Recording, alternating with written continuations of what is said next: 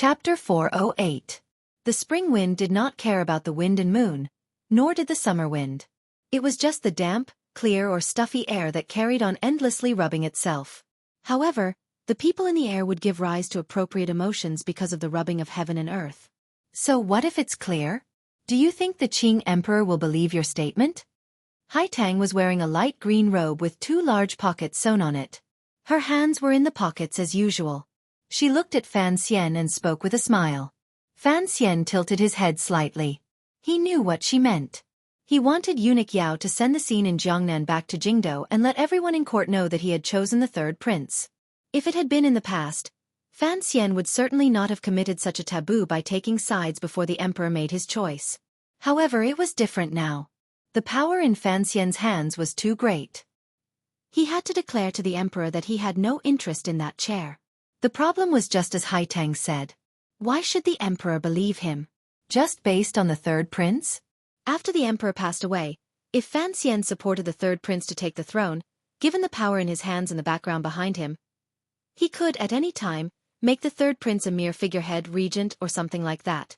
The emperor is healthy and in the prime of his life. Fan Xian lowered his head and quietly said. The matters of the future are too far away. I can't always be a lonely official.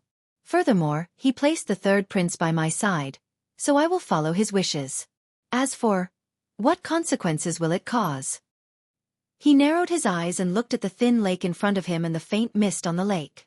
In a quiet voice he said, I've been thinking about a problem for a long time. Haitang yawned and covered her mouth. What problem? I also stood out this time because I wanted to put some pressure on the 2 brothers in the capital, Fan Xian said with a smile. The 2 brothers he spoke of were the crown prince and the second prince. I really want to force them to do something desperate. Otherwise, if they keep dragging their feet, who knows how tall my mother-in-law is? Is she as tall as a building? He shook his head. I just don't want to wait anymore. Haitang's heart jumped slightly. She turned her face to look at him. You really plan on laying your cards on the table? Fan Xian smiled and said, I haven't finished speaking. I want to force the 2 brothers to do something desperate, but what about His Majesty? He had the third prince follow me to Jiangnan, so he must have thought that the situation would develop like this in the future. The third prince was also involved, and his attitude was so ambiguous. How could the crown prince feel good? Now that the second prince can't go up or down, he can't just let it go like this. Could it be that our emperor also wants to force his own son to rebel? After clarifying his doubts, the chill in his heart eased a little, and he let out a sigh. Haitang lowered her head and said, even if the imperial clan is heartless, in the end, he is still a father. Is there a need to toy with his own son like this? Fan Xian nodded. That is also what I do not understand. Congratulations, Haitang suddenly said. Fan Xian asked in surprise, what is there to be happy about? Since your thoughts are so similar to your country's emperors, then in the coming year, naturally, you will win, Haitang said softly. Fan Xian thought for a moment and then quietly said, it looks like you have more confidence in my emperor than I do in him. Because you are a southerner, Haitang said indifferently. Because after you entered the capital, the Qing emperor has always appeared somewhat quiet, so you have not experienced his terror. When he was still the crown prince, he led 3 expeditions to the north. With a remote Qing kingdom, he split the mighty Wei kingdom into pieces and beat all the other countries under heaven until they were as silent as cicadas in winter. Such methods, such terror, if I stand in your position and think about it, naturally, I have great confidence in him. The ruler of your country is a great ruler. Haitang very directly praised the foreign emperor. In these 2 years, the lion hasn't been sleeping. He's just narrowing his eyes to digest the food in his stomach. However, if someone really dares to try and touch his position, his eyes will open and he will mercilessly tear the enemy into countless pieces. Fan Xian fell silent. Actually, I understand. That is why I want to do this matter, not him. When all is said and done, you are still a passionate person. Haitang gazed at him with a not quite there smile. Although you often like to hide your benevolence under the guise of selfishness, you are still a passionate person. If the Qing emperor finally acts in a rage, blood will flow like rivers. You do not want to see the situation, so you want to do it yourself, to suppress the destructive power of this matter to the minimum. Fan Xian lowered his head, tacitly agreeing with this statement. No matter how much hatred he had with the eldest princess of Xinyang, the crown prince, and the second prince, the eldest princess was, after all, Wan Er's birth mother. That lovely Yi Ling had also become the second princess. Once the battle over the throne erupted, it would certainly bring disaster to the family. Fan Xian was a cold and emotionless person in many ways, but he did not want thousands of heads to hang on the walls of Jingdo and dirty blood to wet the walls. The second prince, who was very similar to him, smiled so shyly. Could he still smile like that after becoming a human head? If the emperor and he won, what would happen to the Yi family? What would happen to Yi Ling? For Fan Xian, this was a problem. For the emperor, this was not a problem. Thus, Fan Xian strongly hoped to be able to take the initiative in solving this problem. But Haitang quietly said, "You should also understand that you alone cannot solve this problem. Your enemies still have many powers that are beyond what you can handle. Against those people, the Qing emperor has his own plans. He does not need you to do it for him. In the end, you are only the sharpest sword in his hand, and he is the hand holding the sword." Fan Xian knew she was talking about the Juanshang conference and nodded silently. "There is also the Empress Dowager," Haitang said with a slight smile. Fan Xian found a glimmer of sadness in the smile in her eyes. He couldn't resist muttering, "Both empresses are very troublesome." It was clear that Haitang did not want to continue this unsolvable topic. Her gaze, intentionally or not, landed on the ancient sword at his waist. Wang Qinian sent it. Fan Xian met her gaze and explained, "I heard it was the sword of the last Wei emperor." Haitang's expression did not change. It was as if she had long known the origins of this sword. In a clear and cold voice she said, "Be careful not to arouse too much discussion." Fan Xian smiled. "Thank you for the reminder. I had originally thought that not many people would recognize it." Haitang lowered her head. No one knew what she was thinking. A moment later she faintly said, "It has only been 30 years since the destruction of the Wei kingdom. Although Shaoan and Zhuang Mohan, the last spiritual symbols of the Wei kingdom, have already passed away, it has not been that long. In this world, there are many people who remember the events of that time." Fan Xian didn't know why the girl was acting so strangely. An absurd feeling welled up in his heart. Presently, the world could be said to be peaceful, and everywhere could be said to be prosperous.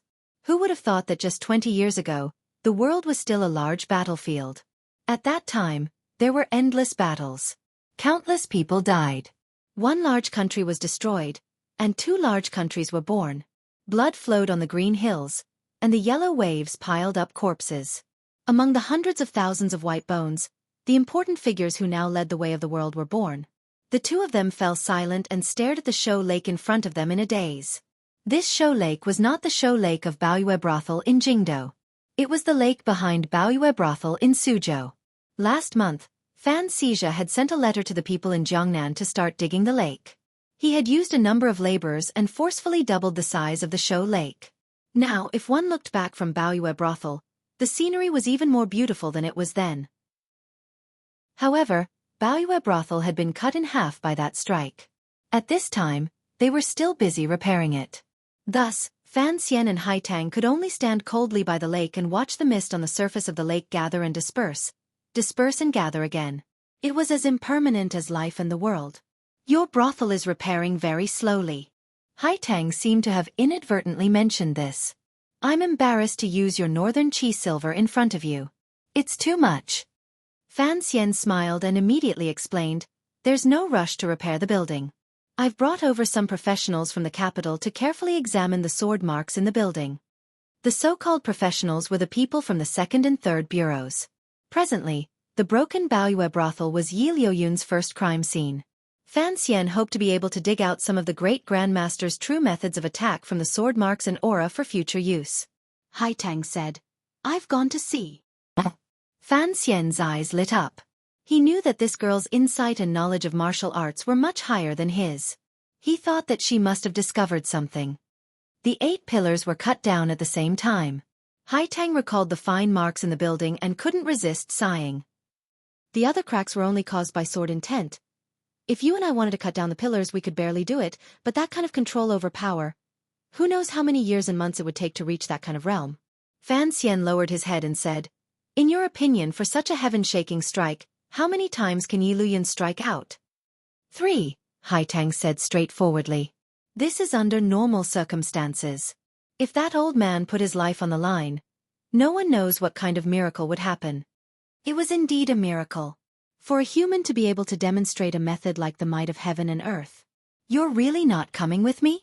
Fan Xian faced the surface of the lake and let out a deep breath.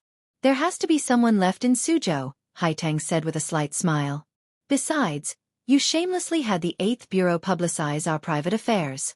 If we really went to Hangzhou, what would I do? Even if you're a shameless person, you have to understand me a little. It was a straightforward hidden bitterness.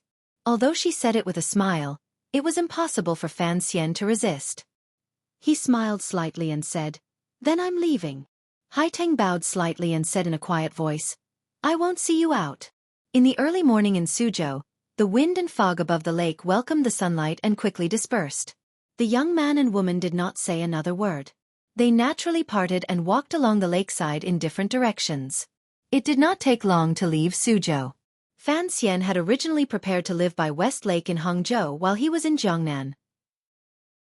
However, because the Ming family matter was unexpectedly thorny and there were many more unexpected stories, he had stayed until now. Knowing that he was going to move to Hangzhou, his subordinates had long prepared everything. Even the girls in Hua Garden, under Cici's lead, had made preparations to move. Fan Xian did not return Hua Garden to the salt merchant. After all, Haitang still had to stay in Suzhou and keep an eye on the large amounts of silver in the Palace Treasury Transport Company and Zhaoshang Money House. Thus, he had to give the girl a place to live. He had also carefully left behind a few average-looking but efficient serving girls. Naturally, Yang Jimei would not feel heartache for this garden. On the contrary, she was extremely happy. At the farewell banquet, Yang Jimei eagerly sat at the lower end of the table. She didn't hear what the 2 high-ranking officials were saying. She only felt that her ancestors' graves were emitting green smoke. She was actually able to eat at the same table as the imperial envoy. The meal did not take long. The Jiangnan governor, Xueqi, the rarely seen inspector, the Suzhou Zhizhou who was currently being investigated by the Overwatch Council, and these officials all came to see Fan Xian off. However, because of the vicious situation in the bamboo shed that day with the dragon raising its head, none of the Jiangnan officials, big or small, dared to give any gifts. However, Xueqi did not avoid preparing expensive gifts. The weight of the gift list made Fan Xian involuntarily speechless. After the banquet, Fan Xian and Xueqi walked casually in the garden. Fan Xian smiled and said, Sir, you spoil me like this. First, I can't afford it. Second, how can I properly lecture these Jiangnan road officials in the future? His words carried a double meaning. Xueqi laughingly scolded, It's not like it's for you. You have to take it even if you don't want to. Fan Xian was puzzled. Xueqi said in a clear voice, Half of it is for the young lady of the Lin family. No, it should be Lady Fan. It's her first time in Hangzhou, so she certainly didn't bring enough things with her. This is for her. He continued, The other half is for my teacher. I have been busy with official business in Suzhou and have been unable to go personally to express my filial piety. I hope Sir Fan Jr. will help me bring this gift. Fan Xian smiled. A few days ago, he had already informed Xueqi of his upcoming trip to Wuzhou, and had written it in a letter to the emperor. Only now did he remember that no matter what, Xueqi had to prepare a heavy gift. Having thought this through, he didn't say anything more. In a quiet voice, Fan Xian said, I will be in Hangzhou. If you have any orders, please send a letter. I wouldn't dare, Xueqi smiled and said. You are also the imperial envoy. I wouldn't dare to give orders, but there will always be trouble. Fan Xian casually replied. He knew that Xueqi had long hoped for him to leave Suzhou, so he didn't point it out. Just as they were about to part, Xueqi suddenly opened his mouth and asked, Sir Fan Jr., there is one thing I have not found the answer to. Sir, please speak, Fan Xian said seriously. Xueqi was silent for a moment and then said, Sir, just how old are you this year? Given his status as the Jiangnan governor, he didn't use conventional greetings. Instead, he used the tone of an elder to ask. Fan Xian chuckled and said, 19. Xueqi paused slightly. On the contrary, It was the truth of the rumors that he didn't dare believe. He couldn't resist shaking his head and smiling bitterly. Indeed, heroes come from the youth. After the imperial envoy left the city, Hua Garden immediately became much quieter. Suzhou, which had long been under the powerful pressure of the Overwatch Council and Fan Xian, seemed to come alive in a day. After confirming that the black carriages from the Fan Manor had left the city gates, the people of Suzhou began to spread the news. Hot tears filled their eyes. The treacherous official had finally left. Some people even began to set off firecrackers. That night, the officials of Jiangnan Road, particularly the Suzhou government, also began to celebrate. They congratulated each other for not having been invited by the Overwatch Council to drink tea. As for the officials who had already fallen, no one gave them another glance. Although Suzhou and Hangzhou were not far apart, it was impossible for Fan Xian to hear the firecrackers of the Suzhou people sending off the plague. Later, although the secret agents of the Overwatch Council had reported it, he had only dismissed it with a laugh. The group of people stayed in the Peng family manor by West Lake in Hangzhou and returned to the time when they first arrived in Jiangnan. Fan Xian's but hadn't even touched the ground when he asked, "Where is the madam?" A subordinate reported, "There seems to be some obstruction. There's also Xiaozhou." Fan Xian was slightly startled. A wave of unease rose in his heart. After thinking for a moment, he didn't say anything more. Leading the 7 tiger guards, he rode toward Xiaozhou. Dusk arrived in Xiaozhou. Because Fan Xian was worried about Wanner, he gave up his usual carriage and rode directly. When he entered Xiaozhou, he felt as if his entire body was falling apart. The faces of the subordinates and tiger guards behind him were deathly pale. They had almost collapsed from exhaustion on this day's journey. A dozen fine horses broke through the silence of the night in Xiaozhou and came directly to a manor. This manor had once been Jiangnan Shui Han's branch in Xiaozhou. Now, it had long been taken over by the Overwatch Council. After some repairs, it had become Fan Xian's private residence in name. Fan Xian flipped off his horse. Ignoring the greetings of his subordinates at the door, he directly charged into the courtyard. Just as he was about to enter the stone steps into the inner residence, he saw a familiar person. It was the wife of the Tang family. Fan Xian furrowed his brows and asked, "What is it, young master?" A glimmer of joy flashed through the eyes of the wife of the Tang family. "Why are you here?" "The mistress is fine. She is just resting in the room." Fan Xian didn't believe her. Logically speaking, Wanner should have arrived in Hangzhou today. She had probably been delayed because something had happened to her body. He hurriedly pushed open the door and entered. Like a gust of wind, he swept to the side of the bed. With a flip of his hand, the wind pushed the door shut tightly. He gazed at the girl lying on the bed and the threat of exhaustion on that familiar and beautiful face. He couldn't resist feeling heartache and said, "Your body isn't good, so walk slower." Lin Wanner gazed at him with a smile and said, "Walk slower, so you'll have more time to be happy?" Fan Xian smiled and said, "Where did you get all these witty words from?" As he spoke, his finger had already gently rested on his wife's jade-white wrist and began to feel her pulse. What Fan Xian was most worried about was Wanner's body. After all, she had been infected with a lung disease for a number of years. Although he had carefully taken care of her these 2 years and had the medicine teacher Fei Jie personally made, Wanner's body was still weak. He was afraid she wouldn't be able to stand the cold on the road. His finger gently rested on Wanner's wrist. Fan Xian's expression gradually became serious, particularly the feeling of his hand. It made his heart jump slightly. How had Wanner become so thin? "You stopped taking the medicine?" Feeling the abnormality of the pulse, Fan Xian pulled back his finger like he had been electrocuted. He gazed at his wife in shock. His eyes were filled with concern and confusion. Lin Wanner slowly pulled back her hand and gently coughed. She gazed at Fan Xian and spoke calmly with a glimmer of determination and joy.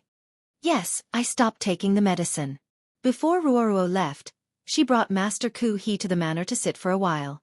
Master Ku He said that Sir Fei's medicine was too powerful. If Wanner wanted to have children, she had to stop taking the medicine. To be continued. If you want to know what happened after, please log on to www.cmfu.com. More chapters. Support the author. Support original reading. Chapter 409. Hearing Wanner's words, Fan Xian's face immediately darkened. He immediately remembered that his wife's body was not well. He quickly put on a warm smile and said, "What are you thinking about? Xueqi is my teacher. He has seen me grow up. When we were married, that medicine was a good medicine that my teacher had painstakingly fished out of Dongi. How could he not understand the principle of being a tyrant? During this year, you've been taking that medicine. Your body is clearly getting better. You can't stop. You silly girl." Lin Warner smiled slightly. There was a glimmer of tiredness in her smile. In a quiet voice she said, "Naturally, Xueqi's medicine is good, but what Master Ku he said," without waiting for his wife to finish, Fan Xian had already said firmly. "Of course, Master Ku he is at the top of the world when it comes to fighting and discussing. But, when it comes to treating illnesses and taking medicine, he can't even compare to a finger of my teacher and I. Listen to him? It's better to listen to a sow." Although he was restraining himself, Warner still heard the anger in the depths of his words. Gently pulling on his hand, she comfortingly said, "Don't be angry. Although I've stopped taking the medicine, the imperial doctor has come to see me. He said that my old illness has healed. It is just that the qi in my body has been rushing recently, so my body is a bit weak." Fan Xian shook his head and half sat on the bed. Pulling Warner into his embrace, he gently patted her shoulder and said, "Your body is the most important. Don't listen to what other people say." Warner leaned into his embrace and was silent for a moment. Slowly she said, "But I really want to have a child." Fan Xian was silent. No one knew what he was thinking. A moment later he said, "I don't want to be angry at you, but I want you to know that there is nothing to discuss in this matter. As long as your body is good, what does it matter if you have a child or not?" In the present world, not having an heir was considered a great sin. Warner and Fan Xian had been married for a year and a half, yet there was still no movement in her stomach. This girl always remembered this matter and felt very sad. Hearing Fan Xian's powerful and resonant words at this moment, she couldn't help but be startled for a moment. Warner's emotions were very complicated. She seemed to be happy, but there was also a faint sadness mixed with a bit of embarrassment. Fan Xian looked at his wife's sad expression in his arms and couldn't help but sigh. He stretched out his finger and gently rubbed between her brows. In a quiet voice he said, "In this world, there are many idiots who think that not being able to have children is a woman's problem. Actually, let me tell you, whether or not you can have children is a matter between husband and wife. I think it is very likely that I have some kind of disease. What does that have to do with you?" This was a joke meant to comfort Warner, but Warner was dumbfounded. She thought that her husband was really thick-skinned, to be able to say that word. She had no idea what he was talking about, but she vaguely understood that he was trying to put the blame on her. She couldn't help but roll her eyes. "What nonsense are you talking about? What does it have to do with a man whether or not I can have children?" Fan Xian laughed and said, "Who said it doesn't matter? Why don't you try asking old Yao and old Dai in the palace to give birth to 2 children? Lin Warner was startled again. Fan Xian continued to smile and said, "Even the incomparably profound eunuch Hong wouldn't be able to have a child if you asked him to. So, having children is a matter between a man and a woman." Lin Warner immediately came back to her senses. A blush appeared on her cheeks. She spat and said, "The more you talk, the more ridiculous it is." Fan Xian stopped laughing and said seriously, "Then let's talk about serious things. You have to insist on taking the medicine." Lin Warner listened and made a sound of acknowledgement, but her eyes flashed. Fan Xian lowered his head to look and couldn't help but sigh in his heart. He knew he would not be able to convince her. Warner, this girl, was usually a simple and cheerful person. Inside, she was exceptionally intelligent. However, when it came to important matters that involved her and Fan Xian, she was particularly stubborn. The scientific reasoning that Fan Xian spoke of was probably something that even someone as unconventional as Haitang would not believe. Naturally, Warner was the same. "Why must we have children?" Fan Xian tenderly held his wife and quietly said, "Look at your childhood life in the palace. Think of how I was exiled to Danzhou as a child. You will know that after we have children, we still have to raise them. If we can't raise them well, we might as well not have had them in the beginning." Lin Warner lowered her head and pressed her lips together. Very calmly and confidently she objected, "We are not them. We can raise children well." Fan Xian felt a glimmer of helplessness. "But, if it really can't be born because of me, then it's better not to have children. It's not as important as your body. Although Lin Wanner felt warm, she still stubbornly shook her head. I just want a child. Fan Xian felt a headache coming on and said, always so stubborn. Lin Wanner raised her head to look at him. Her long eyelashes gently blinked. I want to have a child with you. This year, you've been either in northern Qi or Jiangnan. I've been very lonely. Although it was only a part of the reason, it still made Fan Xian feel a deep sense of guilt. He didn't know what to say. The two of them hugged each other quietly.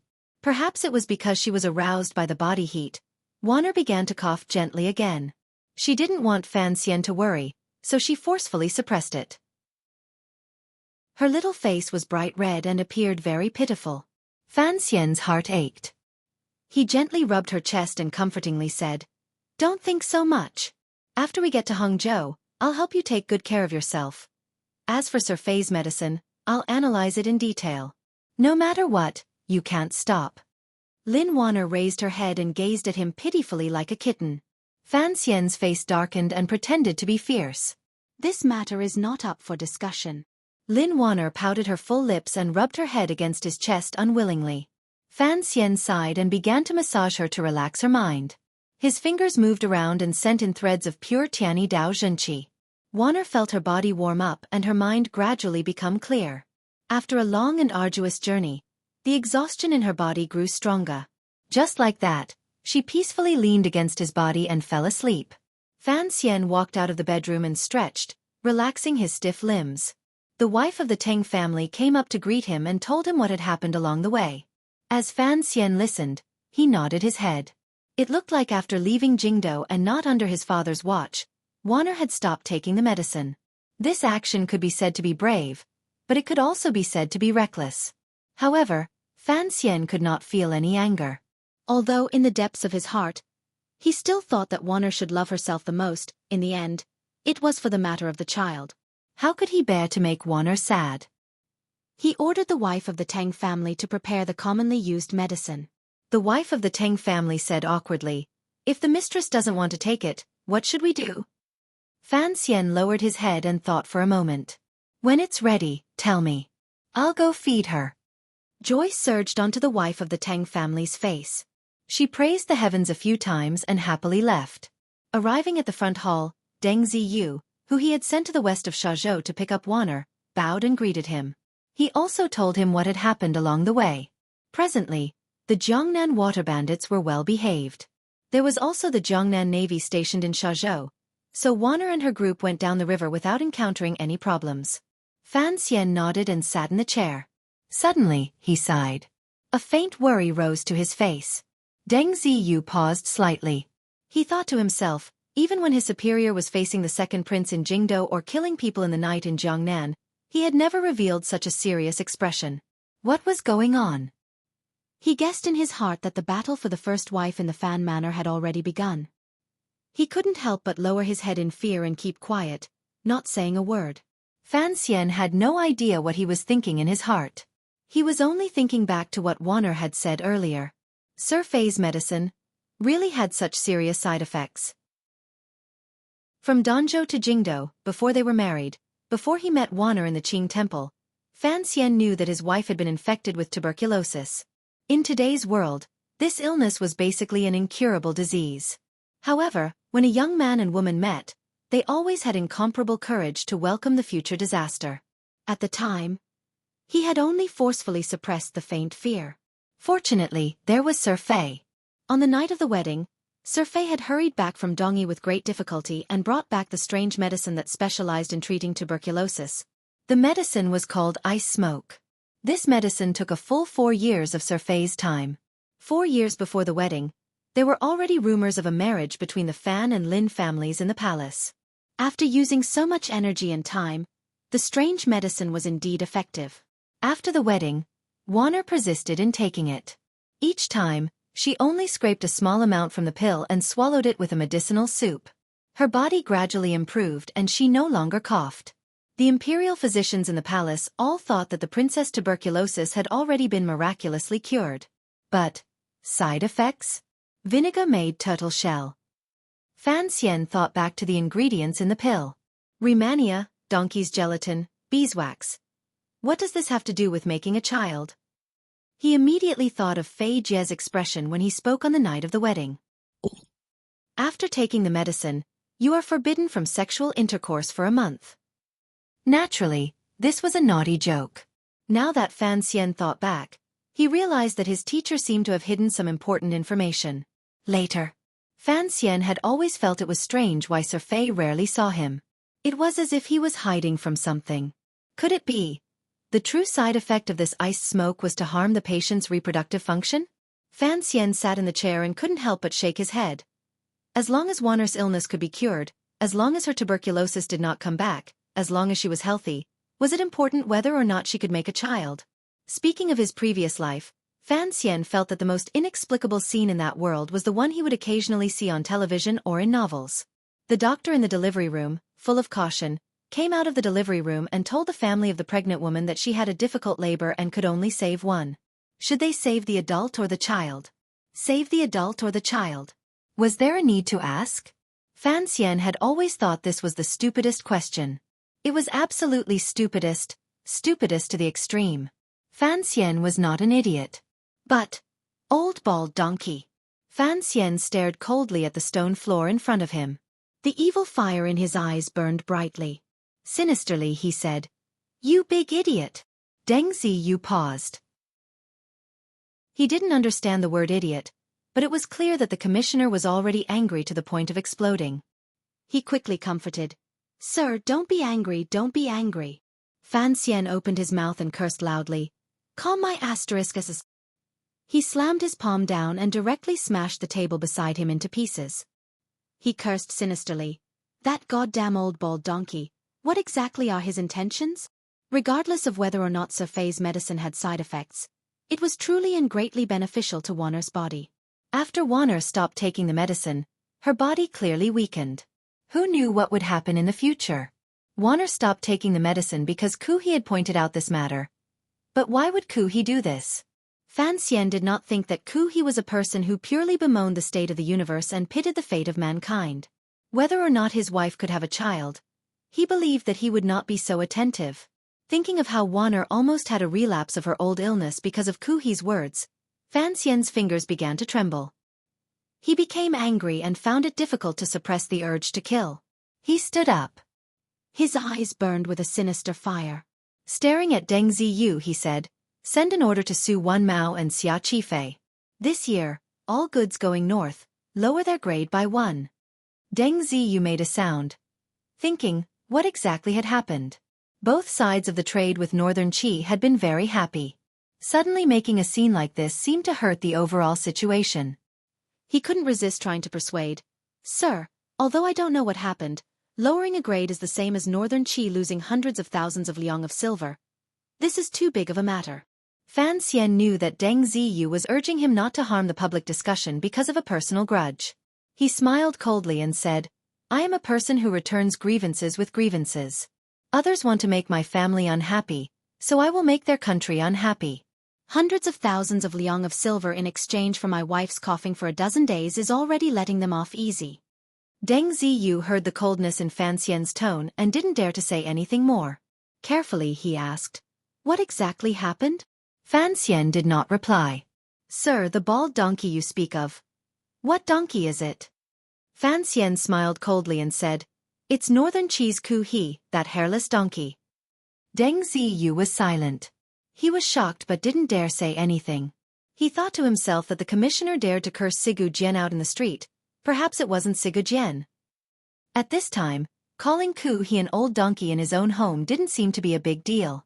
Fan Xian continued coldly and said, "Send a letter to Wang Qinian. Tell him to prepare to release the news."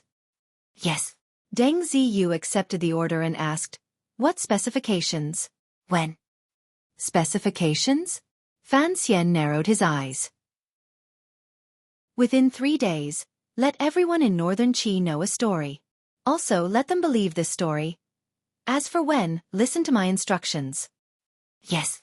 If it wasn't for the fact that Ruorua was currently studying under Xueqi, Fan Xian wished he could spread the news of Xueqi eating human flesh today. Although he knew that this kind of rumor would not harm Xueqi's majestic reputation, and would not bring him any real benefits. In other words, now was not the best time to spread the news. However, Fan Xian couldn't help it. Now that he couldn't kill Xueqi, he had to do something to get revenge. Many times, Fan Xian appeared to be a calm and sinister person, but when it came to the people he cared about the most, he would become angry like a lion. Even though he knew he wouldn't get much and would suffer a loss, he still had to roar and protect his territory. Regardless of what Xueqi thought, Wan had indeed stopped taking medicine because of his words. So Fan Xian had to make Northern Qi and Xueqi suffer a loss. Perhaps it was a bit childish. But Fan Xian could still be called a person, probably because of this childishness. Tomorrow morning, I'll take a boat back to my hometown. I'm officially taking a leave of 10 days. I'll be back around the 9th day of the Lunar New Year. If I can write in my hometown, I'll write some. If I can't, I'll seriously entertain myself and celebrate the new year. Here, I wish my dear brothers and sisters a happy new year. I have to go and pack my luggage now. Well, there's still one more chapter left in the 5th volume. After I finish the next chapter, I'll write a summary at the end of the volume. I'll also write a summary of 2007. I'll recall my life last year and the days I read and wrote with everyone. I'll also wish everyone a happy new year, good health, and a happy family. Oh right, if everyone is afraid of not having a book to read, I'll introduce everyone to Jingguan's new book, Unparalleled Food and Lust. This is something I really like. Of course, Jingguan's book doesn't need me to advertise it, but I know some friends might have been scared away by the first 3 chapters and the introduction. This book is written very comfortably. Personally, I think it's much better than The Beast's Blood. At least, the opening chapter is much better. I can't give a detailed evaluation. I can only say that Jingguan is very talented. Of course, I don't know him, so this is not an advertisement. I just want to share something good with everyone. To be continued, if you want to know what happens next, please log on to www.cmfu.com. There are more chapters. Support the author. Support the original reading. Chapter 410. It was a very fulfilling and tiring New Year's Day. I'm going to catch up on my sleep later. I'll start work tomorrow. I'll report the details of the sublimation to everyone the next day. To be continued. If you want to know what happens next, please log on to www.cmfu.com. There are more chapters. Support the author and support the original reading. Chapter 411. The big tree in the Shazhou side manor was unlucky. Fan Xian had used the Emperor's sword to unleash his kingly aura and shaved off countless tree bark. The reason for this was all because the young imperial envoy's anger was not shallow. He could not put on a sour face in front of his wife, nor could he immediately rush to Shangjing in northern Qi to scold his own sister's teacher. Thus, he had to find a way to vent his anger. Fan Xian was not a boring boss who liked to beat and scold his subordinates to relieve stress. It just so happened that in his previous life, he had been lying in bed reading a book. He had once read a sour story that made him cry. Thus, in this life, he learned from the male lead of that story. The male lead, who liked to pour water that he washed his feet, had been bullied by his wife and endured it for many years. He would always sneak out in the middle of the night and smash trees by the river to find a pitiful psychological balance. Fan Xian didn't smash trees. He used the Grand Sigu sword to slice at trees. As he sliced, he gritted his teeth hatefully. When the trees in the courtyard had their hair all white overnight and their clothes torn to shreds, revealing their lowly and naked bodies, Fan Xian and his group left in the carriage and returned to the Peng Manor by West Lake. There were many people waiting for the imperial envoy and the princess by West Lake. It was not convenient for the 2 governors in Suzhou to come personally, but the Hangzhou Zhizhou that Fan Xian secretly admired would not be polite. He sealed off a third of the long embankment by West Lake to make it easier for the Fan Manor's carriages to enter. He also led a group of subordinates to wait around, afraid that these 2 important figures would be dissatisfied. As for this flattery, Fan Xian comfortably accepted it. After all, Wanner's health was not good and she did need peace and quiet. After everyone met up in the manor, Cece and the wives of the Teng family served Wanner to rest. Fan Xian found some time to see the Hangzhou Zhizhou and said a few warm words of encouragement. The next day, he had Tiger Guard Gao de block all of the wives of these officials outside the back garden. The mistress of the Fan family did not see guests. Wanner gazed at Fan Xian pitifully. Her brows had long furrowed into a weak willow leaf in the wind. Her eyes were crying and complaining. "Good husband, just spare me." Fan Xian smiled and said, "Be good, just drink the medicine. Otherwise, I'll spank you." Wanner had no choice but to drink the medicine bitterly. She couldn't help but sigh deep in her heart. She wondered why she was so stupid. She told Fan Xian the reason. Given his personality, he would not allow her to do this. If she had known earlier, she would not have come to Jiangnan. She would have just secretly stopped the medicine in Jingdo. Suddenly, she shyly thought that if she didn't go to Jiangnan, even if she stopped taking the medicine and got rid of the foreign element in her body, but without him, how could she have a child? Fan Xian was wiping away the medicine at the corner of her mouth with a handkerchief when he suddenly saw his wife's blushing face. He was startled, not knowing what she was thinking. "Wife," he teased, "why are you so shy?" Wanner rolled her eyes at him and said, "I'm not telling you." She quickly changed the topic. Coming to Jiangnan this time, for one, was a matter that had been decided before the new year. Another was an important matter that needed to be discussed with Fan Xian. For these matters, she could not trust the servants to pass on the message. Fan Xian saw that she was serious and furrowed his brows slightly. Putting his ear close, he listened to his wife speak quietly by his ear. His mood grew heavier and heavier, but his face did not change. It remained calm. He comforted and said, "I thought it was something big for you to come down to Jiangnan in such a hurry. The elders in the palace are used to gossiping about people and don't care too much." During their days in Jingdo, this young couple had a good understanding. Furthermore, they had once made it clear that Wanner was now someone's wife and daughter. In such a complicated relationship, Fan Xian pitied her and did not want her to be too involved in these dark matters, even if Wanner could actually help him a lot. For example, on the day the great prince visited Fan Manor, the two of them spoke in the middle of the night. Although she said this, Wanner could not pretend that nothing had happened around her. Furthermore, she could not blindfold her eyes and pretend that she did not see her husband and her mother, who she was not very close to, at daggers drawn. A girl's thoughts were difficult to guess. In this matter, she always wanted to find a way to protect Fan Xian and not let both sides sink into an irreparable situation. However, it was very difficult. It was difficult for Fan Xian to understand, and it was the same for Wanner. Thus, she could only stay in Jingdo and carefully ask around for news from the Fourth Bureau. She helped Fan Xian analyze the mysteries of those women's politics. Using her aloof status and the privilege of entering and leaving the palace as she pleased, she helped Fan Xian, who was far away in Jiangnan, contact the people in the palace and eliminate any resistance that could be eliminated. Fan Xian knew about these things and knew that he could not stop her, so he could only let her be. Furthermore, there were times when he needed Wanner to act as a lubricant in the middle, just like the trip to the palace after the spring examination. Because of Fan Xian's opposition, Wanner's abilities were not fully displayed. Her natural sense of politics and palace matters was suppressed. However, this did not mean that she did not understand these things. Thus, after she learned of the story in the palace, she resolutely came to Jiangnan. Different from what everyone thought, the young mistress of the Fan Manor did not come to Jiangnan to see the northern Qi Saint girl called Duo. She just wanted to remind Fan Xian of certain things in person. The elders in the palace can influence a lot.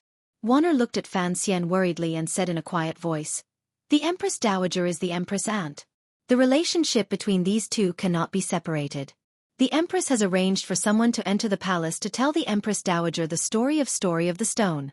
There are dangers hidden within. You cannot be too careless." Fan Xian fell silent. A glimmer of anger welled up in his heart. When he was copying Story of the Stone in Danzhou, it was only to find some games for himself and Cece and for Ruoruo to entertain. At the same time, it was to satisfy his literary thoughts. He did not think too much of it. Although he knew that old Chao's writings at the time were somewhat taboo, he thought that this was a completely different country and two different worlds. How could it be taboo? So he had been careless. No one had thought that their life and their encounters would later change so much. Every word and sentence in Dream of the Red Chamber seemed to express their dissatisfaction and hidden bitterness. Particularly that poem about Sister Qiao. Anyone could write this book, but it could not be him. Yet, in the present world, everyone believed that he had written this book. The resentment in the book seemed to be narrating his dissatisfaction with the matter of the old Yi family. The empress had arranged for someone to enter the palace to tell the old empress dowager the story. Given the empress dowager's sensitive and suspicious mind, would she not think that he had ulterior motives? The matters of the royal family were all about the heart. If the heart was suspicious, then the person was suspicious. If the heart could be punished, then the person could be punished. Fan Xian thought quietly for a while and found that this was indeed a problem he was about to face. If the Empress Dowager truly thought that he had dissatisfaction in his heart and wanted to redress the matter of the past, then perhaps the old woman's temporary silence would no longer exist. Presently, the Qing kingdom was governed by filial piety. Whatever the Empress Dowager said, his emperor would have to express it. However, this was not a big problem. Fan Xian had been in Jiangnan for a long time, and his strength had reached a certain level. These small waves would not make him very afraid. He gently patted his wife's hand and warmly said, "Don't worry, even if that old woman suspects me, so what? I haven't done anything. She can't just ask the emperor to strip me of my position." Warner laughed bitterly and couldn't resist shaking her head. Using her finger, she gently poked at the spot between his brows and said, "That is my grandmother, and also your grandmother. Why are you calling her old woman?" Fan Xian chuckled and said, "Speaking of which, when I saw you in the Qing temple, I would never have guessed that you would be my cousin." "Humph. I don't know who hid it from me for so long," Lin Warner muttered with a pout. Without waiting for Fan Xian to comfort her, Warner continued with a serious expression. "Even if there is no harm in this matter for now, what about the matter of the Ming family? The storm of your lawsuit in Jiangnan has long spread into Jingdou. Presently, Song Shuren can be considered to have truly made a name for himself. To say that the eldest legitimate son does not have a natural right to inheritance. This touches the bottom line of many people. Although Song Shuren is helping Xueqi fight the lawsuit, everyone in Jingdou knows that you are their true backer. They can't help but ask in their hearts, just what is our Sir Fan Jr. thinking?" Fan Xian raised his eyebrows and said, "What can I think?" Lin Warner gazed at him and said, "As for looking at it on the surface, you want to help Xueqi take back the Ming family property. Would the Empress Dowager not suspect you? Furthermore, there is also the disadvantage of the story of the stone earlier. Combining the two, everyone will think that you want to take back the palace treasury." "But who does the palace treasury belong to? Who is the eldest legitimate son in the palace?" Lin Warner sighed. "The things you did in Jiangnan, you truly placed yourself on the opposite side of the Crown Prince and even the Empress Dowager." Fan Xian was silent for a moment and then decided to speak his true thoughts. "Correct. But in reality, I purposely created this kind of atmosphere to make the people in the palace feel that I have ulterior motives." Lin Warner opened her mouth slightly in surprise. She felt that such a rash advance did not seem to be in his character. "You came a few days late, so you don't know that the emperor has sent a eunuch to announce the edict." Fan Xian smiled slightly. "In a few days, the capital will know my attitude. I am standing on the third prince's side." Lin Warner was confused and nervous. In a quiet voice she said, "You are prepared to let the third prince fight in the arena, but he is still a child. This child is not simple." Fan Xian lowered his head slightly and smiled gently. "His ability is not bad. Furthermore, I have great confidence in my ability to read people. I also have confidence in my ability as a teacher. The person I teach will not be too bad. But, you still haven't explained why you created this kind of atmosphere today." Lin Warner furrowed her brows. If she allowed this situation to continue, the two sides would gradually lose any chance of reconciliation. It would also force. She abruptly raised her head and looked at Fan Xian in shock. Slightly startled, she said, "You are prepared to force them to act?" The bedroom was silent for a long time. Fan Xian slowly nodded his head. In a quiet voice he said, "Many people have overlooked the Empress and the Crown Prince. However, they and I both know that only one side can survive between us. Taking advantage of the fact that the Emperor still cares about me, I am going to force the hidden disaster to erupt earlier." Lin Warner's expression gradually became one of helplessness. Her face darkened. Although she knew that the Son of Heaven's battle did not leave the slightest bit of affection, when she thought of her dearest husband or her brother, the Crown Prince, one of them had to die, she couldn't help but feel a trace of cold. Fan Xian's eyes were even colder than his wife's heart.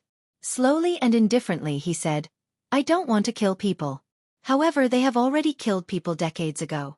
Now they will not let me go. Since it is so, I will finish this matter. Lin Wanner was silent for a long time. She then opened her mouth and said, "Then, what about her?" The her in these words was the biggest problem between Fan Xian and his wife, the eldest princess who had never been willing to settle down. Fan Xian's eyelids drooped slightly. Gently, he pulled Wanner into his arms. Gently, he said, "The Emperor's thoughts run too deep. I won't pay attention to them. Your mother's thoughts are also too big. It is not my place to pay attention to them. This is a battle between her and the Emperor. I only need to be on the side. I can't promise anything else, but I can promise you that I will not personally do anything to her." Was this promise trustworthy? Uncle Emperor has always doted on me. Lin Wanner was like a wounded kitten in Fan Xian's arms. She spoke weakly, but her eyes gradually became misty. If the eldest princess truly had the courage to do such a thing, then even if, with Fan Xian's power and identity, Lin Wanner would not be implicated in any way, her identity in the royal family would become awkward and dangerous. Fan Xian was silent. He knew that Wanner's sigh was true. After they were married and walking in the palace, only then did he clearly feel that his emperor truly doted on Wanner. Wanner's status in the palace was indeed much higher than that of a normal princess. Thinking of this, he couldn't help but sigh. The emperor marrying his favorite niece to his illegitimate son could be considered compensation to him? "It's fine. It's all the elders' business," he said with a slight smile. "Let them make a ruckus." Although his words were light, the content was not. In the next year, if the Qing court did not change masters, there would be a bloodbath in the royal family. What would happen to Fan Xian and Wanner, the young man and woman? If it was the former, Fan Xian believed that his entire family would be buried with the emperor. If it was the latter, how would Wanner face it? In this instant, Fan Xian suddenly felt that forcing the other party to act ahead of time seemed to be a very boring thing. However, in order to protect himself and the people around him, he had to do this. The old cripple should also be thinking this way, right? I hope he has some good ideas. Fan Xian gently patted Wanner's back and looked at the calm lake outside the window, the green mountain, the fishing boat, and the willow branch. His thoughts floated to the distant Jingdo. In the chilly royal palace in Jingdo, the serving girls and eunuchs walked quietly.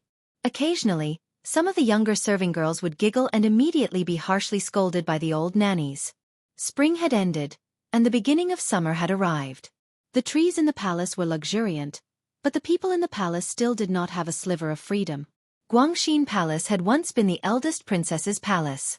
After the matter of the eldest princess secretly communicating with Northern Qi and betraying a high-ranking Overwatch Council official had been exposed by Uncle Wu Zhu through the city, the most beautiful woman in Qing Kingdom had sadly withdrawn from the political scene in Jingdo and gone to the cold and cheerless Li Palace. Although she could faintly influence the situation in the palace from Xinyangli Palace, it was not as convenient as being inside Jingdo.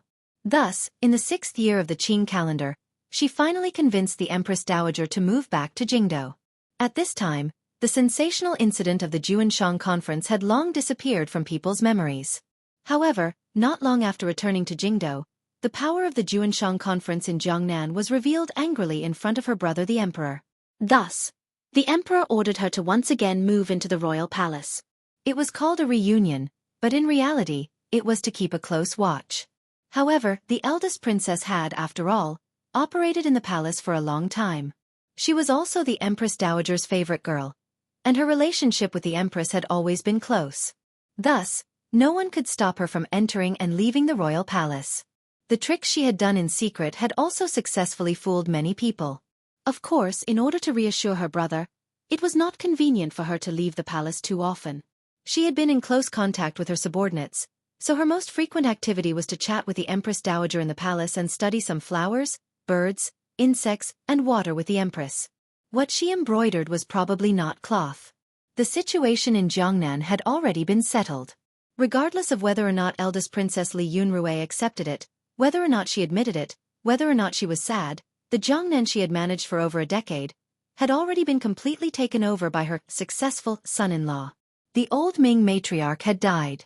Great Master Sanshi had died. The Ming family was as silent as a cicada in winter. Under the combined suppression of Fan Xian and Xueqi, the Jiangnan officialdom did not have much of a backlash. The trusted aid she had placed in the 3 large workshops of the Palace Treasury Transport Company had all been pulled out by Fan Xian.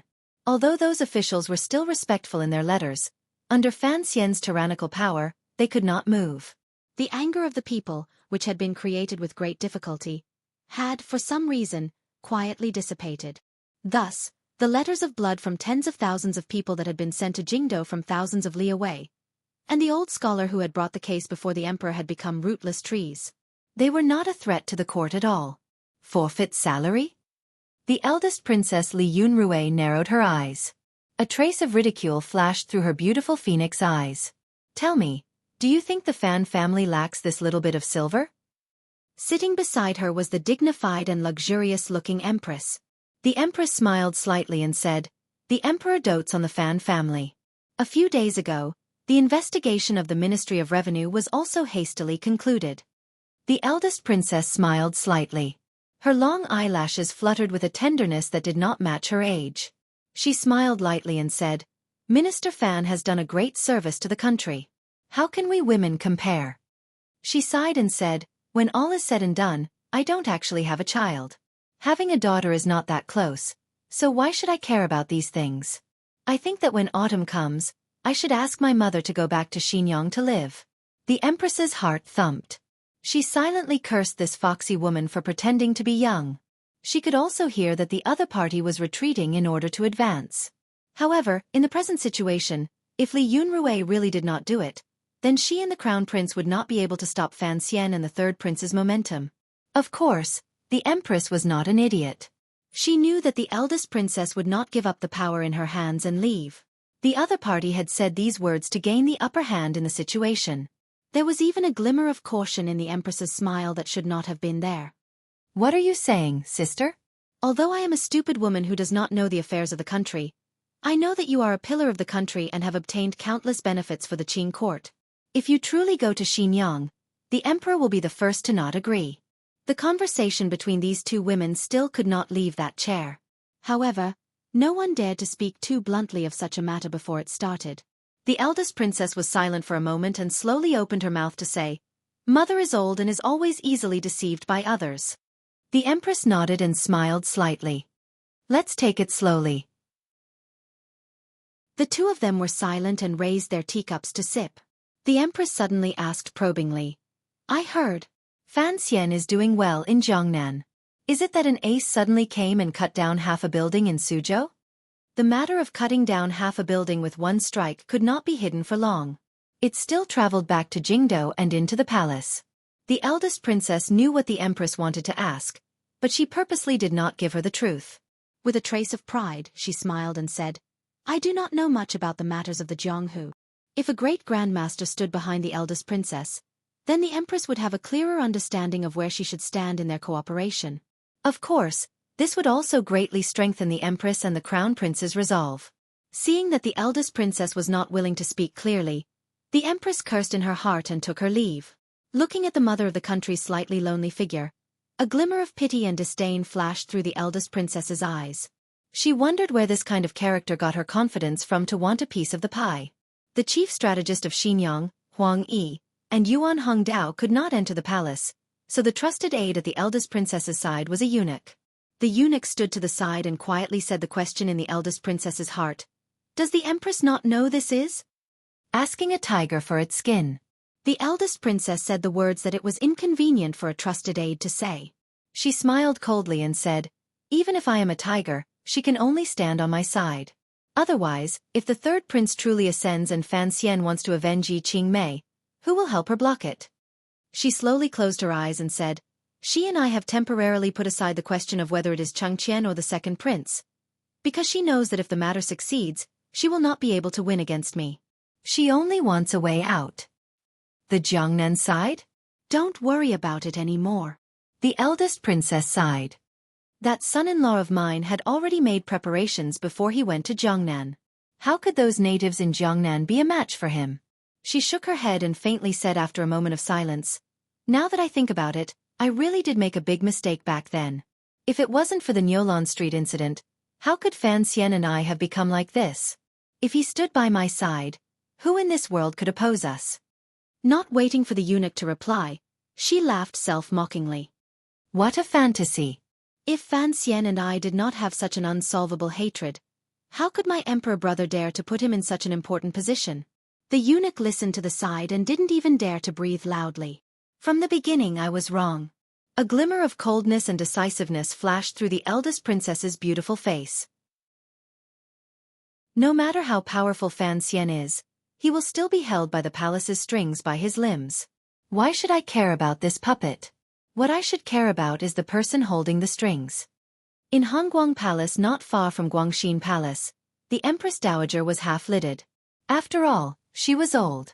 Her spirit was not as good as it had been in the past, and the decisiveness to kill in her heart was also not as good as it had been. Stop. The old woman stopped the storytelling serving girl in the palace with disgust. She glanced at the book in the serving girl's hand and didn't speak for a moment. It's all preposterous words. I don't know why so many people in the marketplace like to read it, an old nanny at the side said in a fawning voice. The Empress Dowager shook her head. A moment later she quietly said, "Children, it is normal to be a bit dissatisfied." The old nanny didn't say anything more. A complicated emotion flashed through the Empress Dowager's eyes. How could she not know why the Empress wanted her to read the story of the stone? Although she was indeed angry at Fan Xian's resentment, she was even angrier at the Empress's actions. No matter how wrong Fan Xian's mother was, Fan Xian was, after all, a descendant of the royal family. This was what the Empress Dowager valued the most. How long has Chen been gone? The Empress Dowager suddenly thought of her favorite granddaughter and asked the person beside her. The princess should already be in Hangzhou by now. I've also been to Jiangnan. The scenery there is not bad.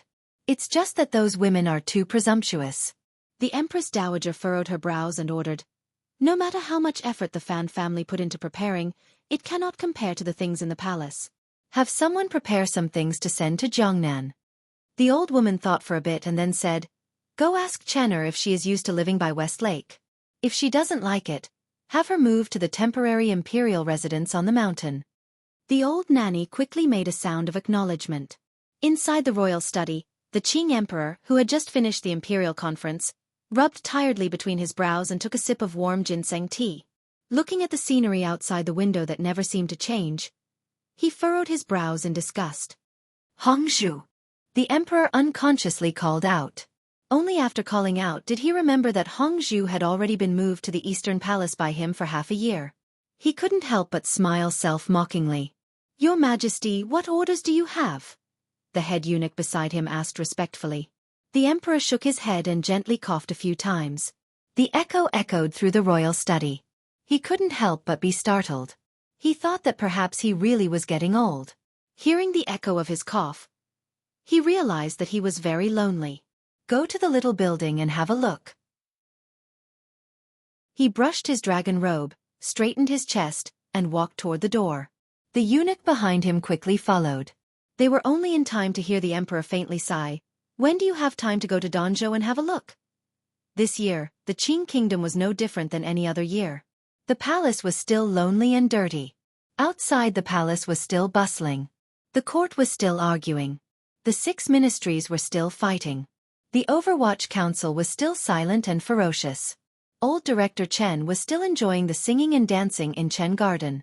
Minister Fan was still busy in the Ministry of Revenue. The common people were struggling to survive. Apart from surviving, they found some happy things to comfort their almost numb hearts. For example, the East family had married a girl, the West family had lost an old man, the South had not had a flood this year, and there seemed to be a war in the West. Sir Fan Jr. had not written poems. Had the Northern Qi Saint girl and the young mistress of the Fan family met? All the way down from Jingdou to Jizhou, where it was about to merge into the Great River, there was a bustling scene on both sides of the riverbanks. The people repairing the riverbanks laboriously moved sand and stone like ants. This year, the Qing kingdom had been lucky. The spring floods were much smaller than expected. The abundance of the national treasury also gave the river transport governor's yamen a lot of confidence. Although it was heavily deducted, in the end, they still gave out a lot of wages. Thus, the motivation of the people to work was much stronger. Yang Wanli's face was dark. He wore coarse clothing and stood with his brows tightly furrowed in the bamboo shed. Although the present situation was good, The autumn floods were the most terrifying thing. Furthermore, he had the heavy responsibility of supervising the movement of the silver that was secretly shipped over. Thus, the mental pressure was incomparably great.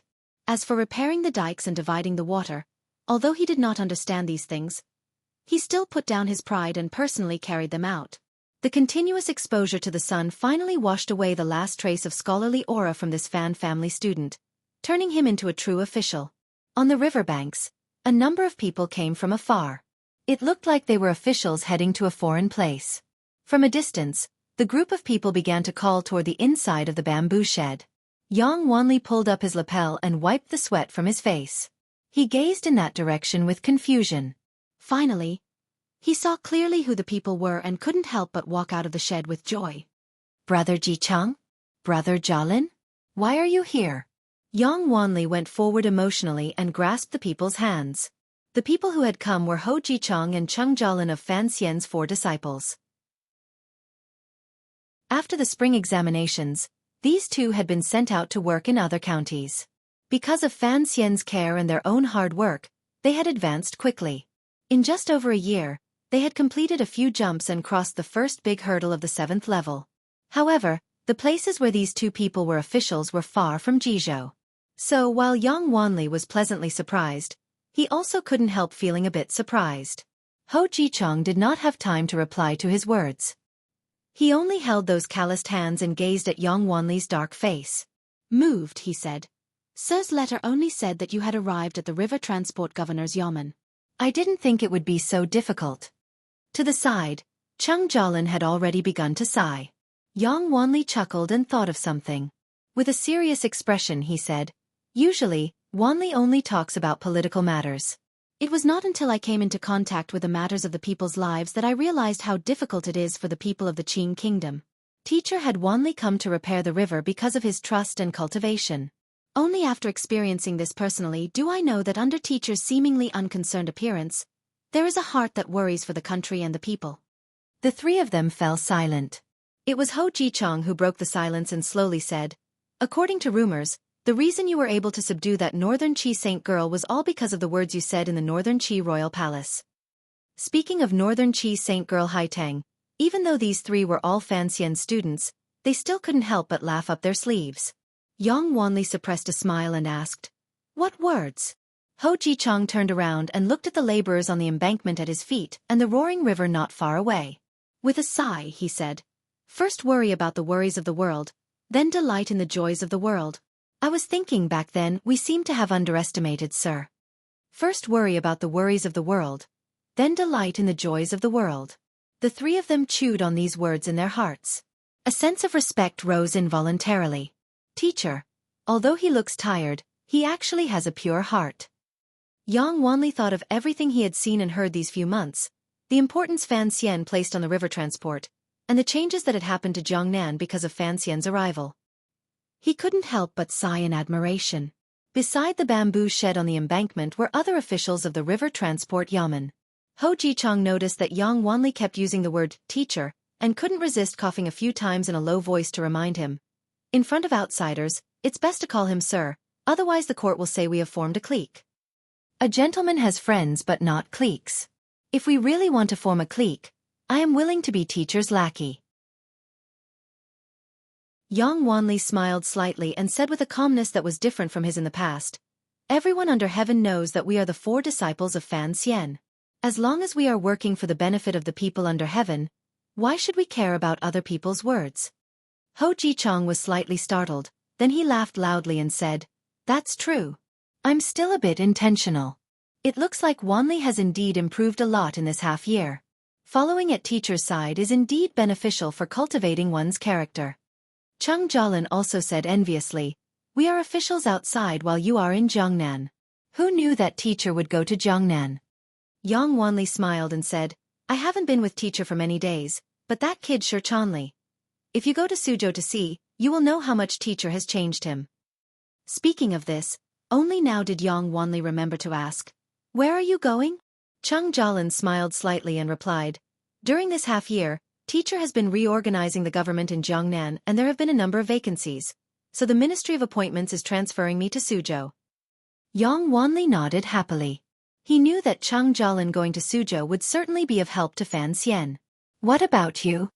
Ho Jichang smiled and said, I'm going to Jiaozhou to be a Jianli. Yang Wanli was startled. He thought that this kind of transfer was equivalent to being demoted. He didn't understand why Fan Xian would make such an arrangement. Ho Jichang did not explain anything. He only knew that Sir Fan Jr. had his reasons for wanting him to go to Jiaozhou. Furthermore, according to what the teacher had said in his letter, of the four of them, only he could manage to do such a sinister funeral. Worry about the world first? In the Jiangnan water village, Fan Xian lay on a bamboo chair on a large boat. Looking at the sky full of stars, he couldn't resist sighing and saying, I came to this world to enjoy happiness, not to worry about the country and its people. On such a night, the large boat sailed along the river. It had long left Hangzhou.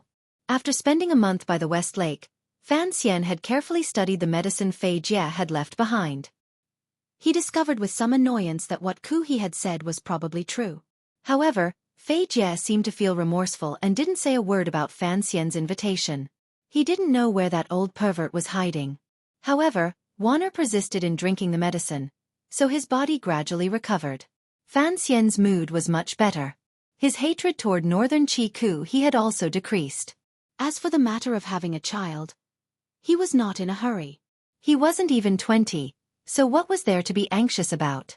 After all the matters in Jiangnan had been settled, he brought everyone around him onto the large boat the Navy provided and began to travel along the Jiangnan waterways. Their destinations were, without a doubt, Wuzhou, Jiaozhou, and Danzhou. At this time, it was late at night. Wanner, the third prince, and the others had long fallen asleep. There was only Fan Xian and Lin Debao lying side by side on the quiet plank. Even the swordsmen of the 6th Bureau and the Tiger Guards, who were usually hidden in the dark, had been called down by Fan Xian. Fan Xian couldn't sleep. Debao had slept too much during the day on the boat, so he could endure a little. The two of them lay side by side and ate the delicious pastries of Jiangnan as they talked randomly. The world had never understood why Fan Xian had such a good relationship with that idiotic brother-in-law. In reality, even Fan Xian himself could not explain it. Perhaps it was because when talking to Debao, he could obtain an unprecedented ease. He didn't need to think about anything and didn't need to be afraid of anything. Furthermore, he didn't need to talk about politics, the world, right and wrong, black and white, good and evil, the death of others or his own death, the white jade square, or the smelly gutter. He only needed to talk about simple and pleasant things like eating. For example, the stars that dotted the night sky above the ship. The river wind blew gently, and the water rippled without stirring. The ship was anchored in the middle of a nameless lake. The reeds around it were far away, and there were no waterbirds chirping at night. It was quiet. The starry sky above them was lonely and distant. Fan Xian looked at the starry sky above him and said to Debao beside him, What do you think the stars in the sky are? It was sesame. Debao gestured with his wide and plump palm. The moon is a sesame cake. The stars are sesame. Little Bao said it before. Xiao Bao was the second young master of the Lin family who had died at Uncle Wu Zhu's hands. Fan Xian's heart jumped. Shortly after, he smiled slightly and pointed at the stars and the crescent moon in the sky. I don't know if it's Xiaobing or not. I only know that the Qing Kingdom's starry sky also has a moon and those stars. Furthermore, strangely, there is also a sun during the day. It was not strange for the sun to appear in the day and the moon and stars to appear in the night. This was common sense that even children understood. But Debao nodded his head very seriously and said, Little Xian Xian, I also think it's very strange. Fan Xian sighed and said, Yes, it is too strange. When I was young I discovered that this place is still Earth. Volume 5, End of Jiangnan in Jinghua. Note, writing the end summary tomorrow, it's really tiring. I wish everyone a happy new year, even though it's a bit late. To be continued. If you want to know what happened after, please log on to www.cmfu.com. There are more chapters. Support the author and support the original reading.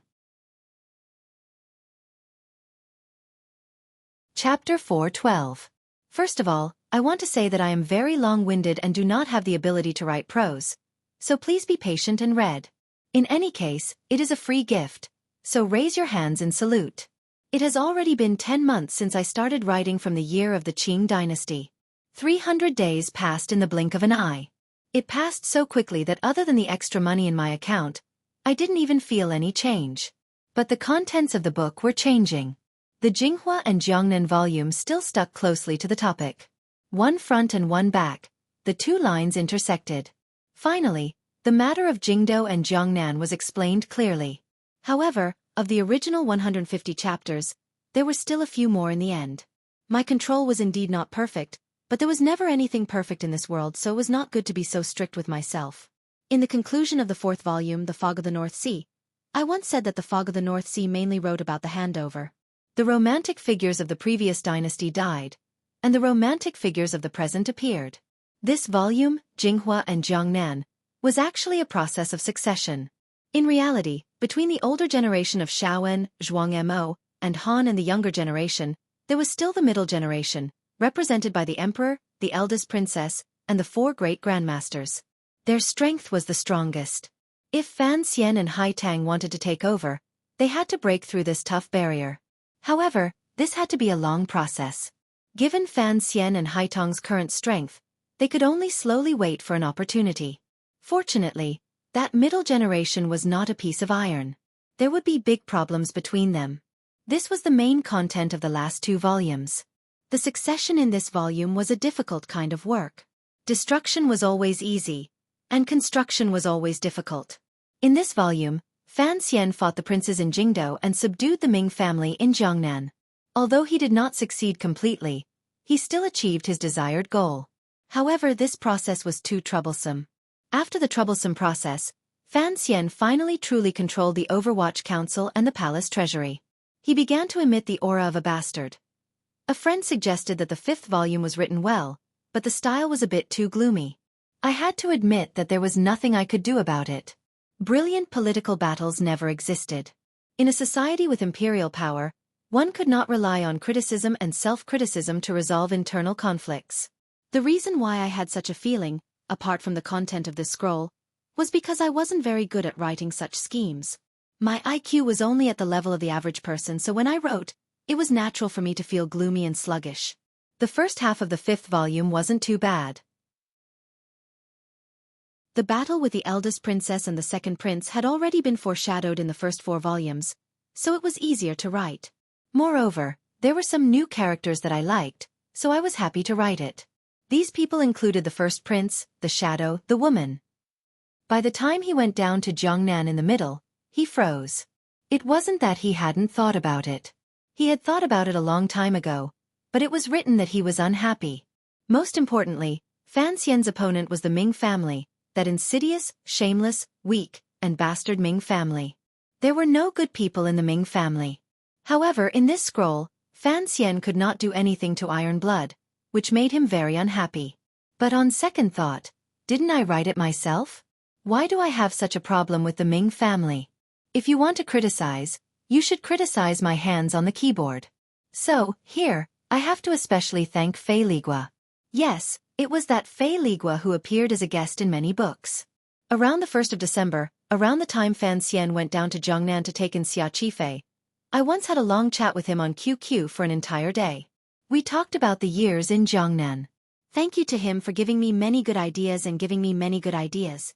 He gave me serious criticism and said that I should have some confidence in myself and not always think that I won't write well. Once I think I can't write well, I really won't write well. And such long-winded words.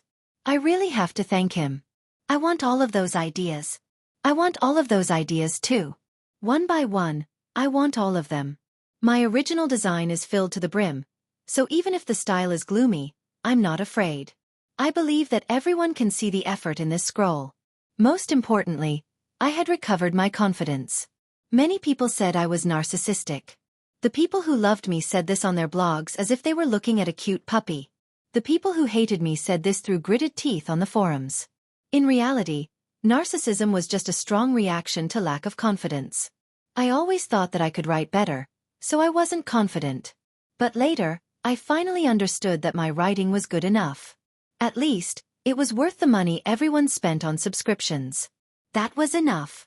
I always thought that I could write better, so I wasn't confident. But later, I finally understood that my writing was good enough. At least, it was worth the money everyone spent on subscriptions. That was enough. At the same time, I had to thank those readers on QQ who generously gave suggestions. Hua Hua, Pillow, and especially the one with the evil smile on his face who strongly urged me to use Wang Cheng's cameo.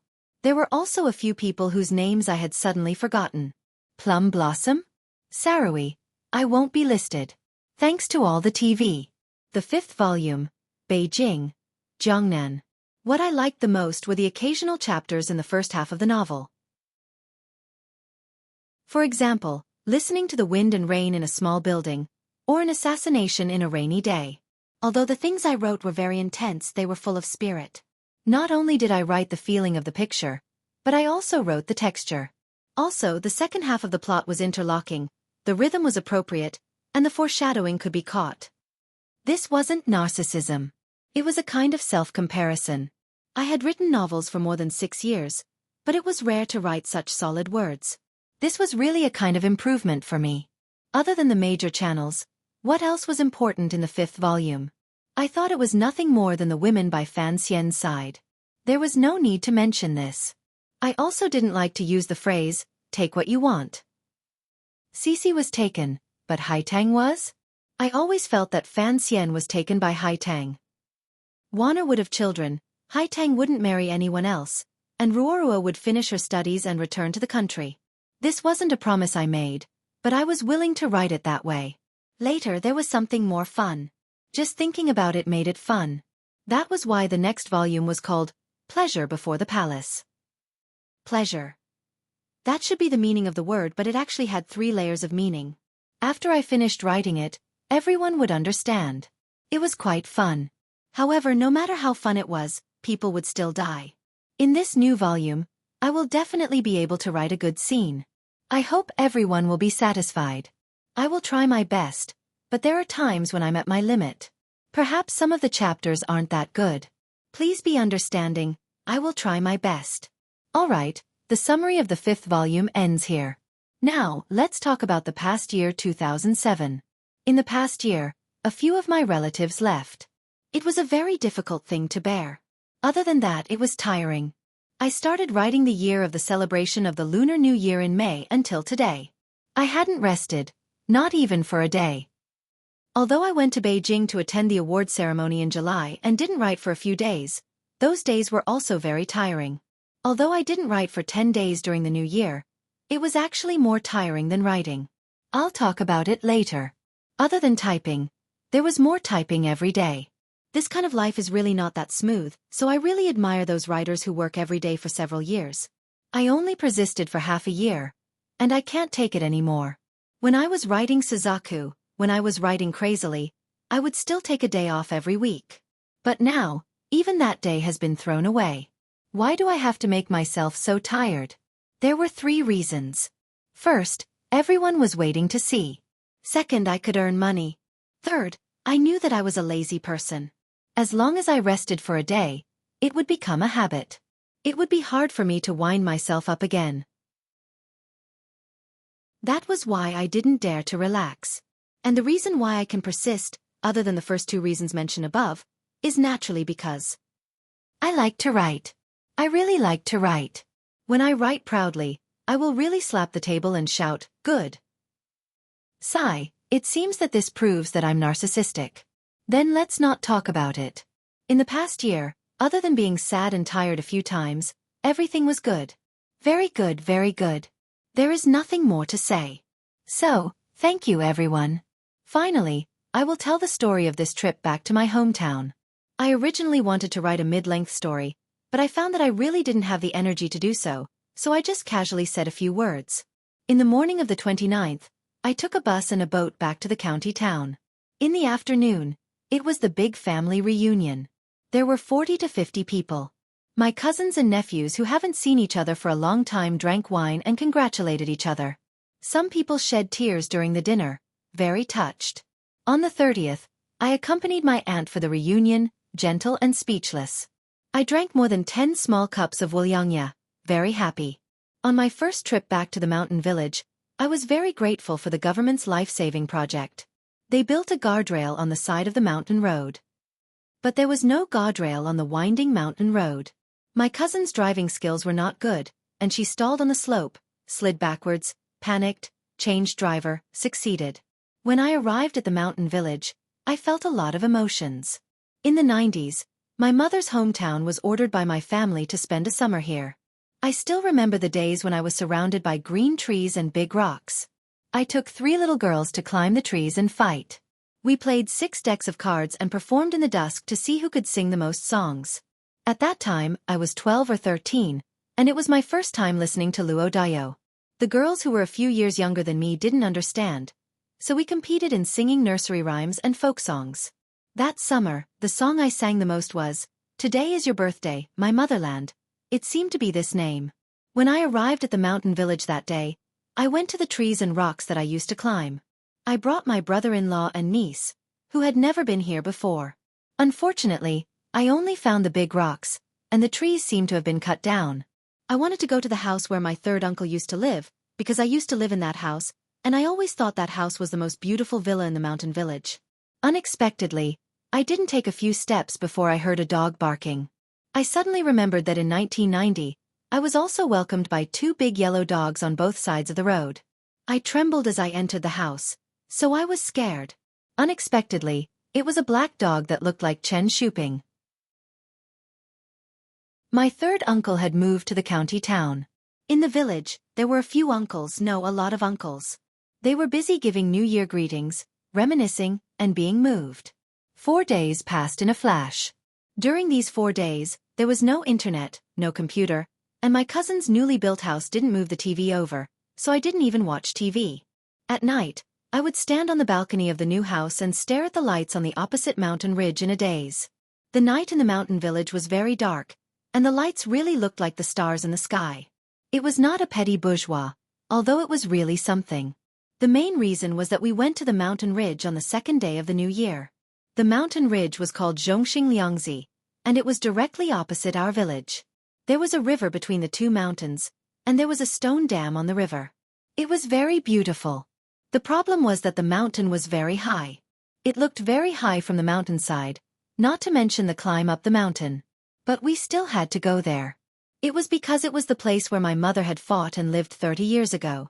After she graduated from the teacher's college, she was assigned to teach in the primary school on the mountain. She lived there with her sister and grandmother for more than 5 years. When my mother left the mountain, she was already 8 months pregnant with me.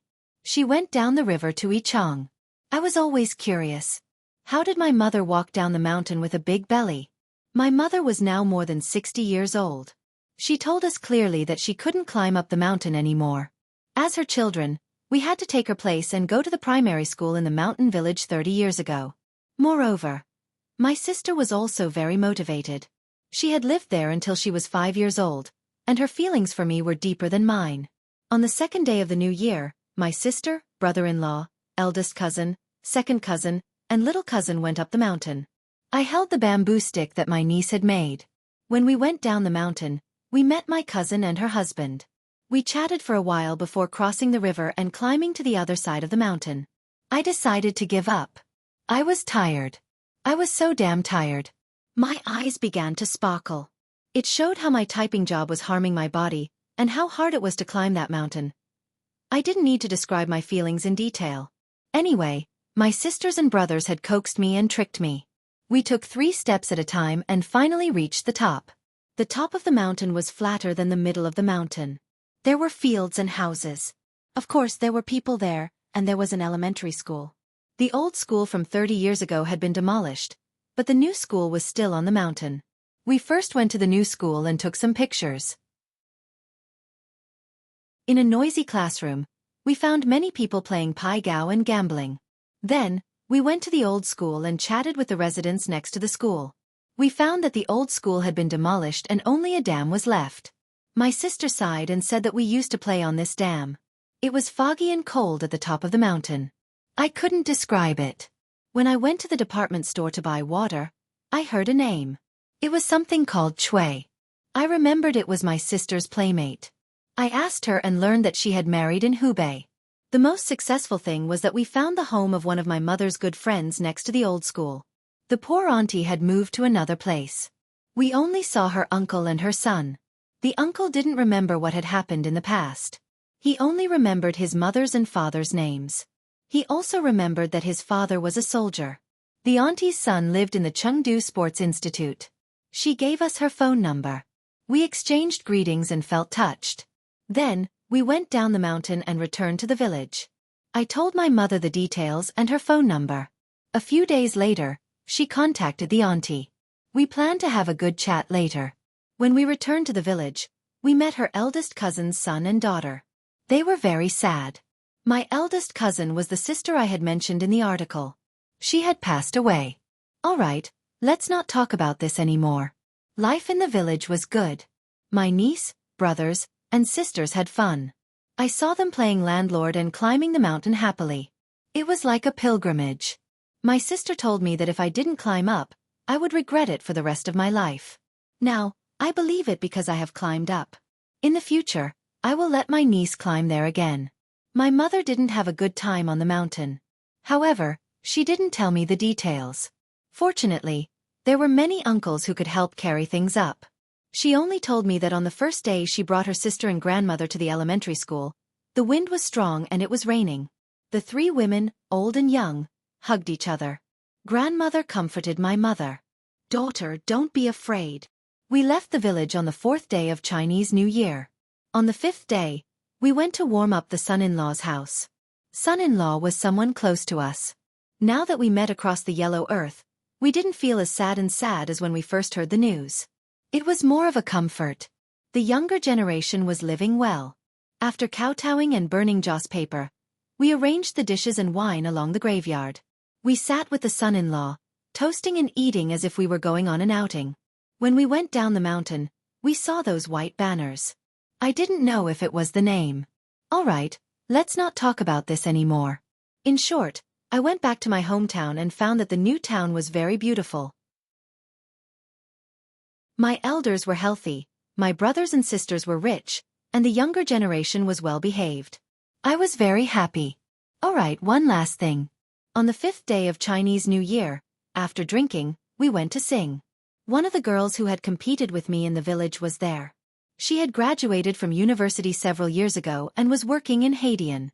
The well-behaved girls were picking songs, and the eldest girl was singing.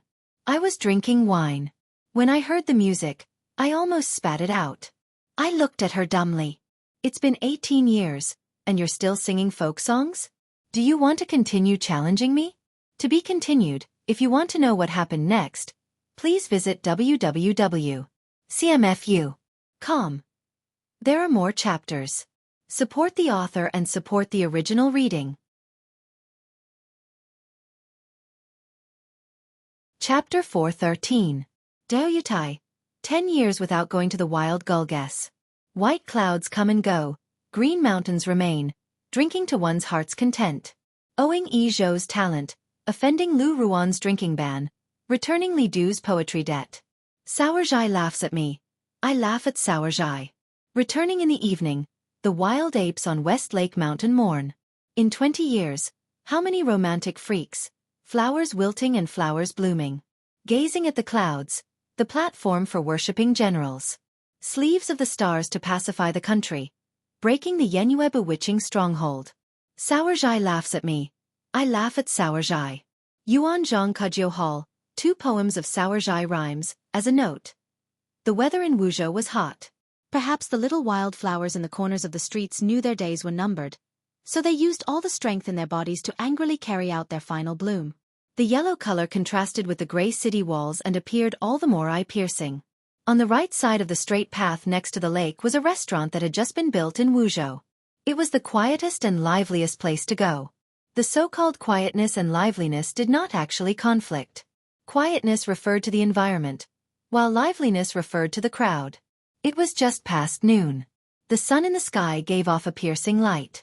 The roasting hot air floated in the city and chased all the idlers into the restaurant.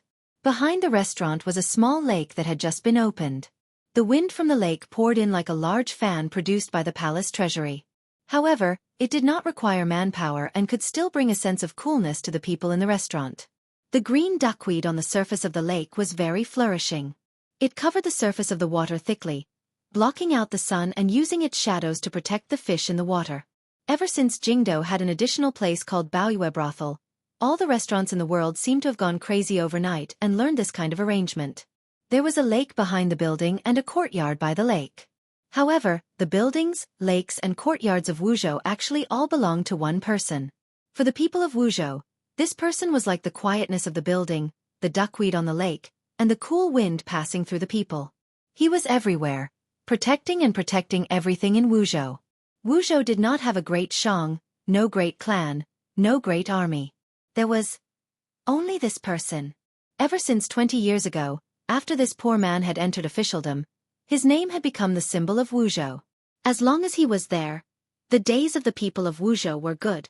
Everyone had nostalgia for their hometown. Although everyone in the world thought that Sir was the most treacherous person in all of history, for Wuzhou, Sir was Wuzhou. Even in officialdom, people often abandoned the taboo name and directly called Sir Lin Wuzhou.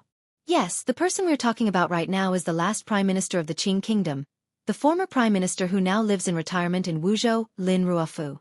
Ever since Lin Ruofu had resigned and returned home, given his identity, he rarely came out to meet with the people of Wuzhou.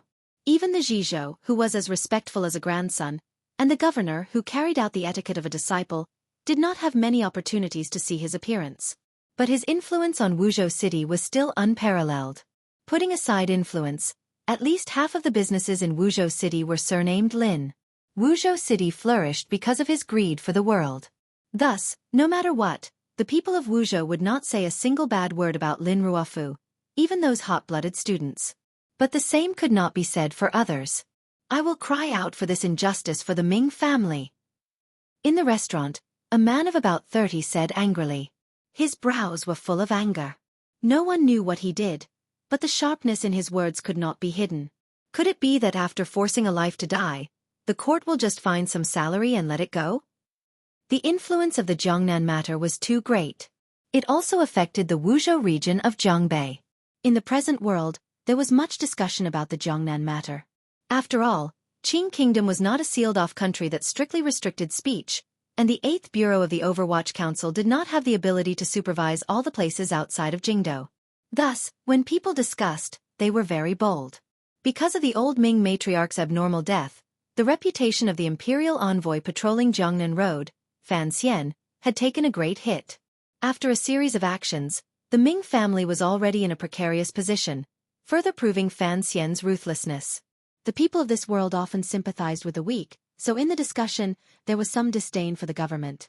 However, ever since Fan Xian had stepped onto the stage, he had been too dazzling.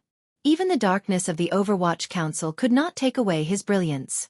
Thus, not everyone was crying out for the Ming family's injustice. Those young students who had gotten the news from somewhere, once again leaned closer to the side of the leader of the scholars, Sir Fan Jr. When all was said and done, not many people believed that Sir Fan Jr., who had a belly full of poetry, would covet the Ming family's silver. The Ming family? What injustice! A young man in his early 20s laughed mockingly and said, "He is nothing more than a bandit who colludes with pirates to kill people and steal goods. For Sir Fan Jr. to deal with them is the fortune of the court and the fortune of the people. Only an idiot like you would do such a foolish thing." The middle-aged man's anger flared. He slapped the table and said, "Where did these pirates come from? Don't try to slander me. I am from Suzhou. The old Ming matriarch is merciful. She is already dead. How could she allow a child like you to carelessly frame her?" The young man who had argued with him earlier was a scholar from Wuzhou. Hearing the middle-aged man announce his background, only now did he know that he was a traveler from Suzhou. He couldn't help but laugh coldly. Waving his fan, he said, "This matter has long spread throughout the scholar community. The Ming family. Do you really think they are so clean? On the other hand, Sir Fan Jr. Dare I ask, do you know what kind of shameful things Sir Fan Jr. has done?" The Suzhou merchant paused and thought about it carefully. He realized that Sir Fan had been working for the court in Jingdo these few years. If one were to say that he had done something evil, there was indeed no way of saying it. The Wuzhou scholar smiled slightly and said, "Can't think of it, right? Sir Fan Jr. is a gifted talent and has maintained his integrity. He uncovered the scandal in the spring examinations and went to northern Qi to spread the might of the country. How could such a person compete with you, a stinky merchant, for profit? That Ming family.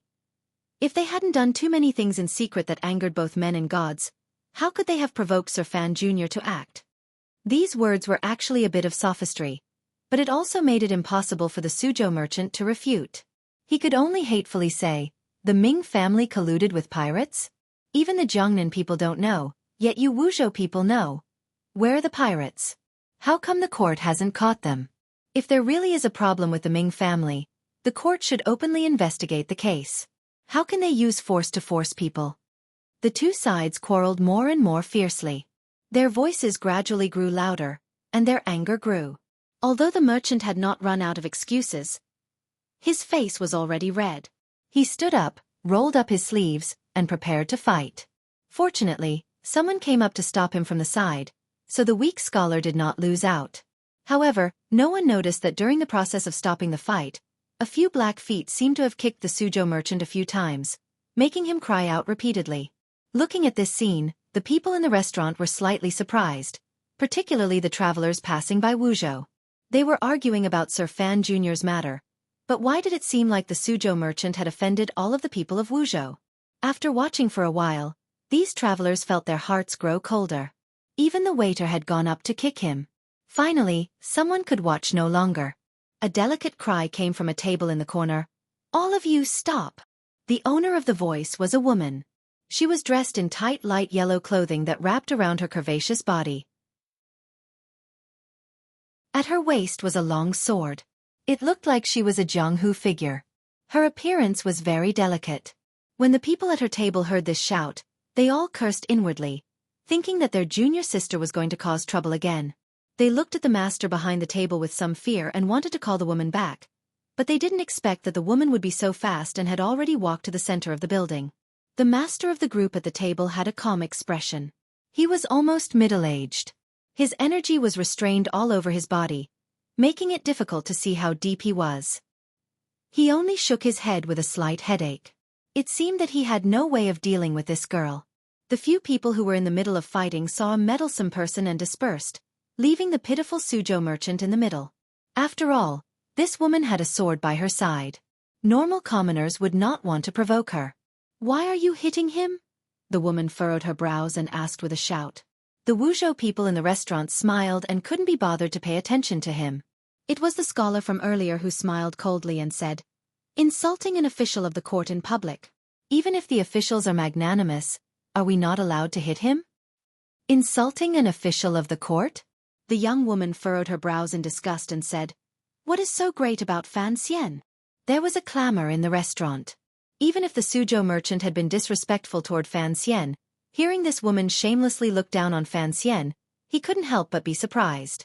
Who was Fan Xian? In this world, which young man could be more famous than him? How could this girl dare to speak like this? The Wuzhou scholar smiled coldly and said, "Sir Fan Jr. is indeed not that great. However, it is difficult to find someone more extraordinary than him in this world." The beautiful woman furrowed her brows as if she felt that bullying these people was not much of an ability. She asked, "What does this have to do with you?" The Wuzhou scholar laughed slightly and said, "You don't understand? Sir Fan Jr. is the son-in-law of Wuzhou. This person dares to say bad things about our son-in-law in a Wuzhou restaurant. Don't you think he's asking for a beating?" The son-in-law of Wuzhou. Fan Xian had married Lin Ruofu's daughter. Naturally, he had established a close and exceptionally strange relationship with Wuzhou, a place he had never been to before. After Prime Minister Lin had abdicated, Wuzhou had no one to speak for in Jingdou. The people were not many and somewhat angry. However, Fan Xian, the son-in-law, was so domineering. The people of Wuzhou also felt honored. How could they allow foreign travelers to talk about Fan Xian so wantonly? The beating the Suzhou merchant received was truly an unexpected calamity. Who told him to forget Sir Fan Jr.'s relationship with Wuzhou?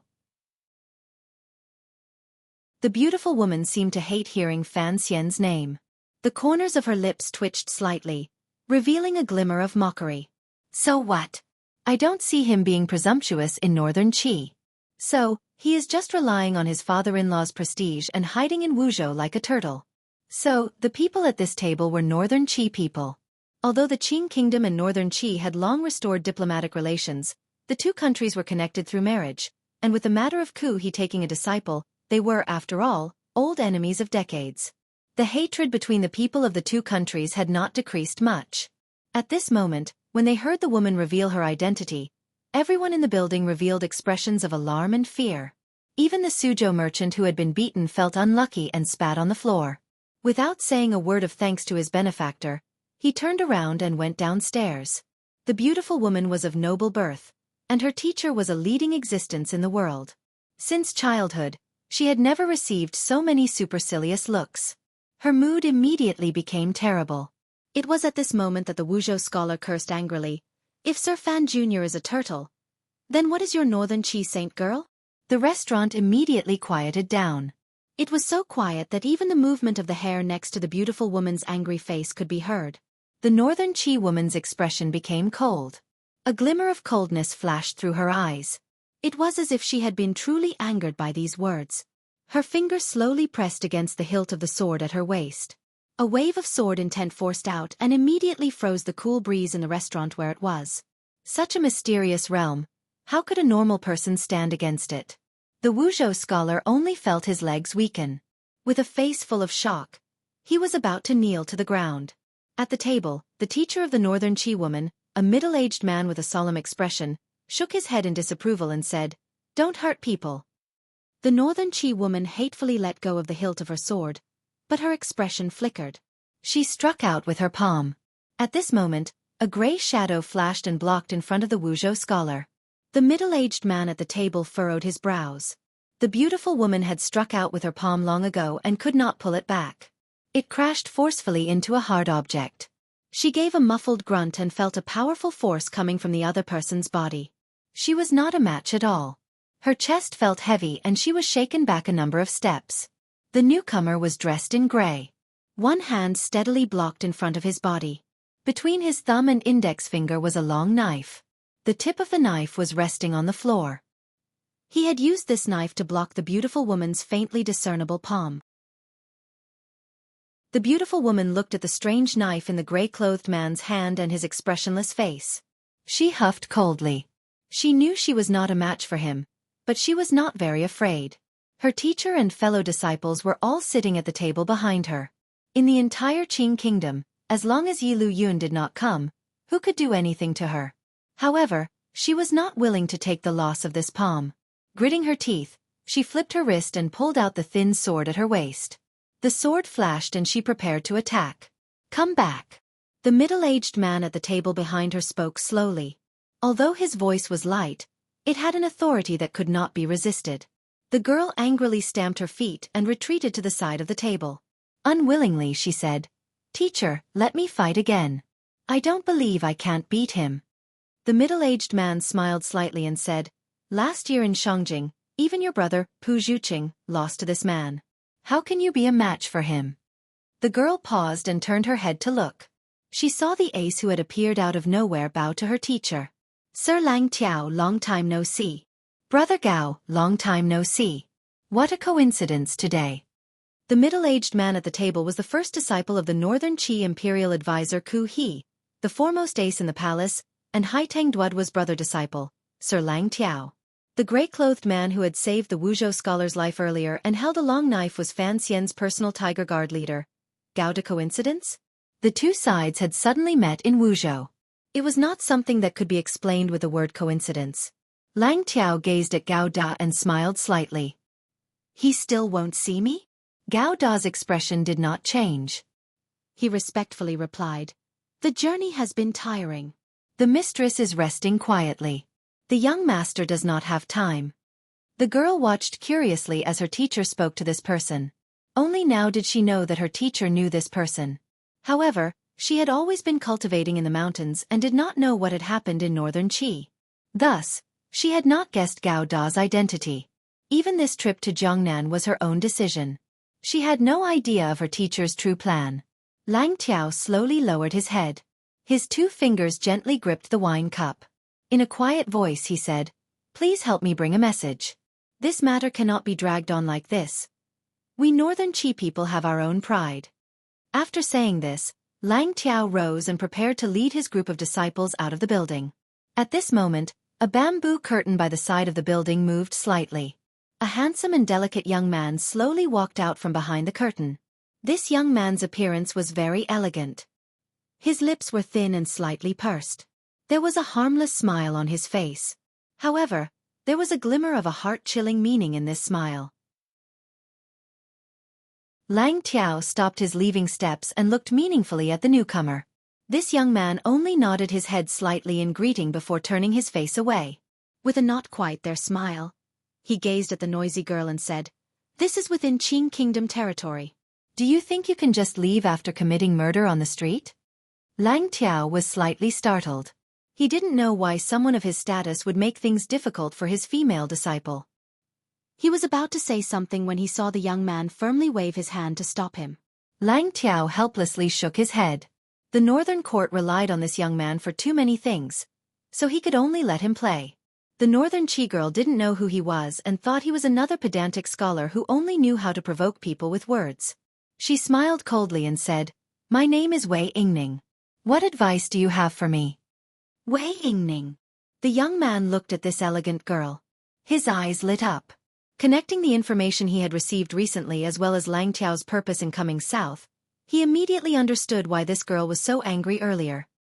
He turned to Lang Tiao and asked, "Your disciple?" Lang Tiao smiled and nodded. The young man scratched his head. "She is Wei Hua's sister?" Lang Tiao nodded again and found it funny.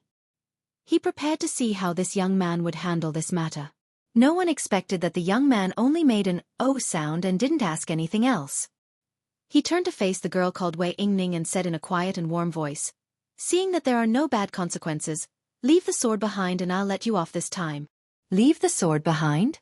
Wei Yingning was furious. Tianyi Dao placed great importance on the inheritance of one's teacher. The sword at her waist was given to her by her teacher. As the saying goes, if the sword exists, the person exists. If the sword dies, the person dies. How could she just leave it behind? She smiled coldly and said, "Who are you? How can you speak so arrogantly?" A glimmer of anger finally appeared between Lang Tiao's brows. It was as if he had not expected this young man to be so ungrateful. The young man gazed at Wei Yingning and smiled slightly. "Putting aside who I am, I know who you are. You are Wei Hua's sister. And I call your old father brother at the table. You can be considered my junior. What's wrong with me disciplining you?" He then turned to look at Lang Tiao and smiled coldly. "Is it very interesting to use such a shameless method to force me to appear?" Lang Tiao gave a bitter laugh and sat back down. The disciples in his group saw that their disciple's sister was being humiliated while their teacher, who enjoyed great prestige in northern Qi, did not care. They couldn't help but feel shocked. Wei Yingning listened to his words and did not believe it at all. Her father was Marquis Chongning, the brother of the northern Qi Empress Dowager. How could he call this beautiful young man, who was like a woman, brother? Her lips trembled slightly in anger. Pointing her sword forward, she shouted, "Don't speak nonsense." The young man looked at her disapprovingly. He thought to himself that such a violent and bad temper was not like Wei Hua, that little thief. Rather, it was very much like Marquis Chongning, that old drunkard. Putting aside his relationship with her family, just the trouble that the old northern Qi whore had caused for him was enough for him to teach her a good lesson today. He waved his hand and moved like lightning. The tip of his finger gently touched the web between Wei Yingning's thumb and index finger. Gently and skillfully, he snatched the sword away. This move was as fast as lightning. More importantly, there was no warning. The movement was very minute. What a beautiful little trick. Wei Yingning stared blankly at this scene as if she had seen a ghost. She was so frightened that she opened her mouth wide, unable to speak. The young man slowly stroked the surface of the sword and said in admiration, "It is indeed a good sword. Wei Hua, that brat, has taken all the money I gave him and put it into his own manor. Yet, he still has the nerve to steal my wife." Wei Yingning's chest tightened. She realized that she was truly stupid. It was only now that she recognized the other person's identity. Her brother was the commander of the Northern Qi Brocade Guard. He was a person feared by everyone. In this entire world, other than the emperor, probably only that person dared to speak so disdainfully. The young man gently flicked the back of the sword. Looking at her with furrowed brows, he said, "My sister is your disciple aunt. My fiancé is your aunt master. No matter how you look at it, you are my junior. Is there a problem with me teaching you a lesson?" Tianyi Dao was indeed particular about this. Wei Yingning had nothing to say. She only thought of the despicable young man in front of her taking liberties with Duo and humiliating her Wei manner. Her face flushed red with anger. "Correct, I am the son-in-law of Wuzhou," Fan Xian said with a slight smile. Fan Xian smiled slightly and said, "I know why you have come, but give up. Tell Wei Hua to also give up. More accurately, tell your Empress Dowager to give up. In a few days, in the end, you will also have to call me son-in-law." After saying this, he crumpled the sword in his hand into a ball of scrap metal and threw it back. The state of the first part of the paper is a bit bad because I wrote the summary too happily. I wrote a 5,000-word summary. It's useless now. If you want to see the summary, please look at the previous chapter. I wrote it very happily. It's free. To be continued, if you want to know what happens next, please go to www.cmfu.com. There are more chapters. Support the author. Support the original reading.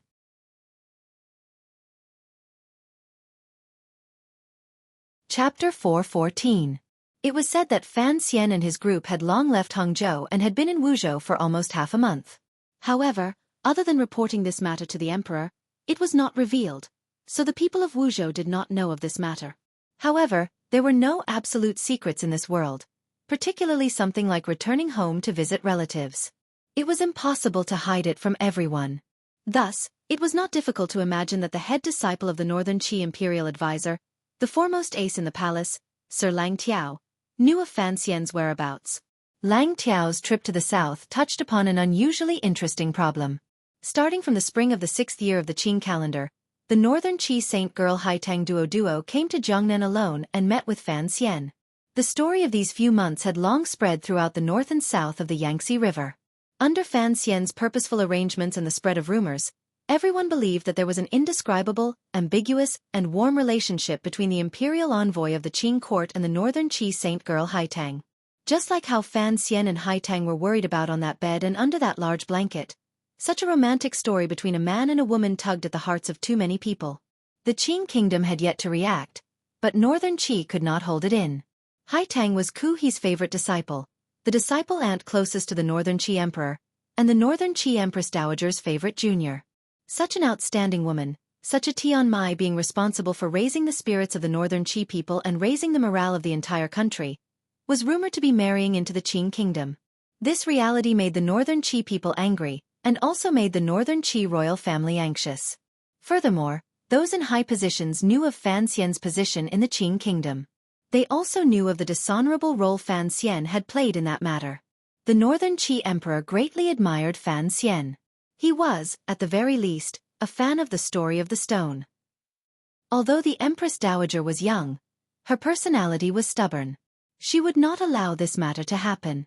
On the issue of Shenzhong, Shang Shanhu, and the issue of the provost of the Brocade Guard, the young emperor of Northern Qi had successfully forced his mother to make concessions. However, on this matter of marriage and face, the Northern Qi Empress Dowager's words were still very powerful.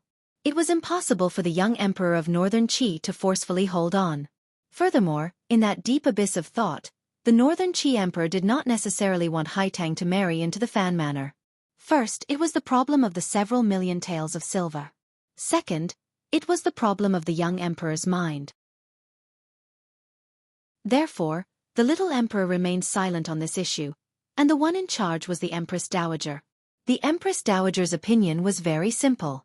How could a proper saintess of a country be dragged into those filthy rumors and unable to extricate herself? How could her most beloved Duo be married to that scoundrel Fan Xian without any status? Thus, she had sent out a group of people, led by Lang Tiao, to invite Haitang back to Northern Qi. At the same time, she had arranged a seemingly well-matched marriage for Haitang. In any case, no matter what, he could not let Haitang marry Fan Xian.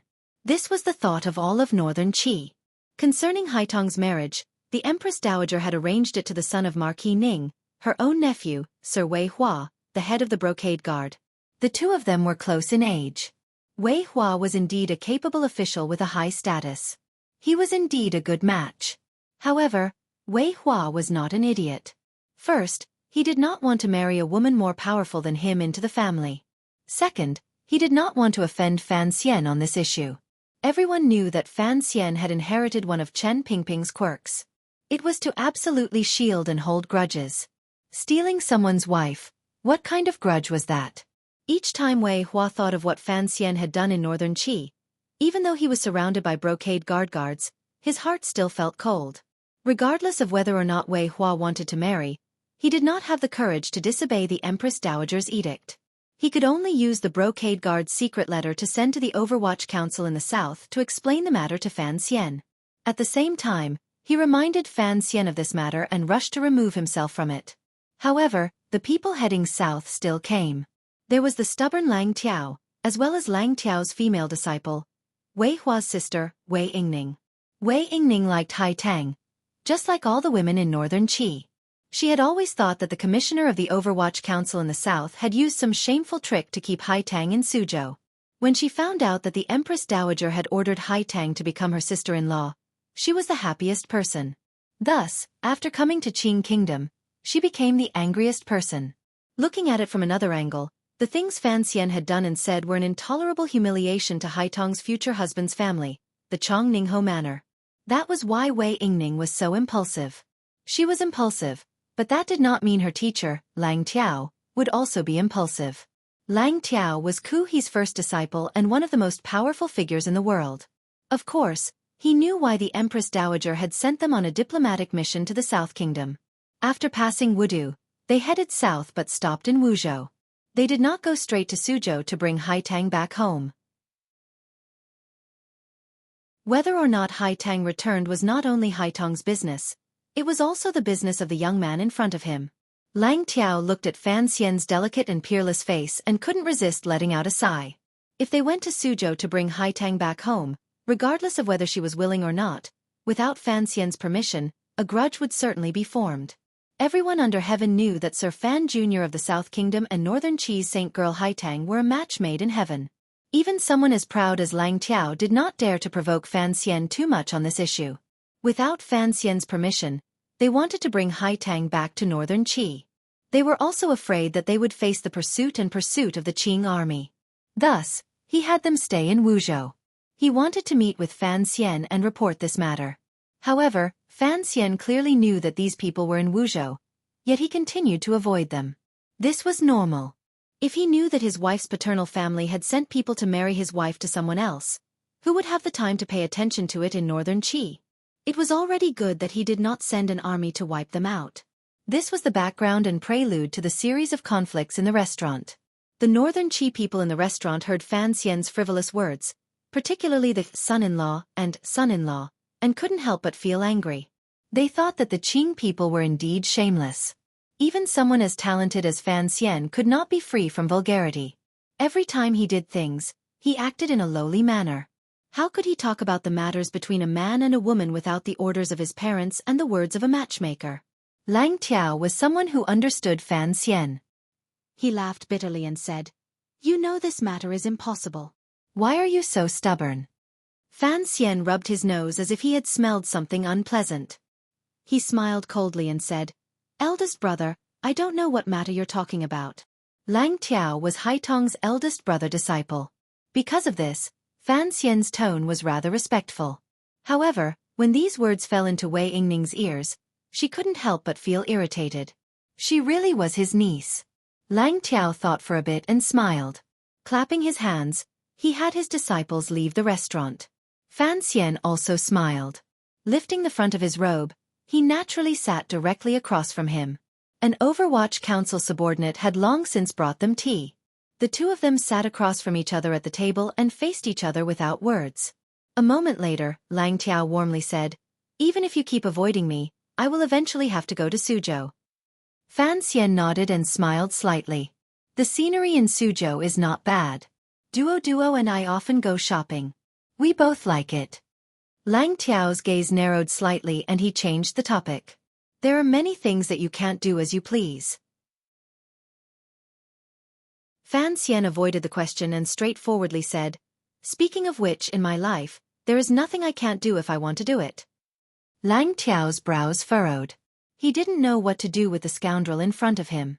He could guess some of Haitong's thoughts, so he increasingly felt that the mission the Empress Dowager had given him was troublesome. Fan Xian glanced at him and smiled lightly. "The Northern Qi Empress Dowager wants you to go to Suzhou, so you should go. As for whether or not you can take her away, what does that have to do with you?" Lang Tiao listened to these words and thought for a moment. Then he smiled. There was a glimmer of profound meaning in his smile. "You're so confident because you're certain that Duo won't return with me?" Fan Xian was silent and didn't say anything. In this matter, Haitong's will held the most important position. No one could change anything. Regardless of whether it was Northern Qi or himself, they were all vainly trying to influence her choice. Lang Tiao warmly said, "Perhaps you're wrong on one point. I came to Wuzhou to see you not because I need you to help me persuade her. I just want you to know that we're preparing to take her back. This is a matter of etiquette, not asking for your approval." Fan Xian gritted his teeth slightly and said in a cold voice, "Isn't her problem also my problem?" "I'm afraid that's not what she thinks." Lang Tiao smiled slightly and gazed at him. "I'm the eldest disciple who watched her grow up. Although you're on good terms with her now, I'm afraid I'm still a bit more aware of what she truly thinks. She is a proud person. Think about it. Will she always stay in Suzhou?" Fan Xian was silent again. He knew what Lang Tiao said was correct. Duo looked like a village girl and did things gently. But, deep in her bones, she had developed a powerful confidence and pride because of her powerful abilities. It was indeed difficult to have such a woman wait for him in Suzhou. Most importantly, Fan Xian asked himself, up until now, he could not promise her anything. This was a love story, a story of a stallion. In reality, this was a story between people. It was somewhat sad and somewhat helpless. "She is a person of Northern Qi." Lang Tiao stared into Fan Xian's eyes and quietly said, "This is not a concept forced on her by anyone. It is an understanding formed since her youth. When her own path conflicts with the interests of the court and the people, you should be able to guess what she will choose." Fan Xian suddenly opened his mouth and furrowed his brows.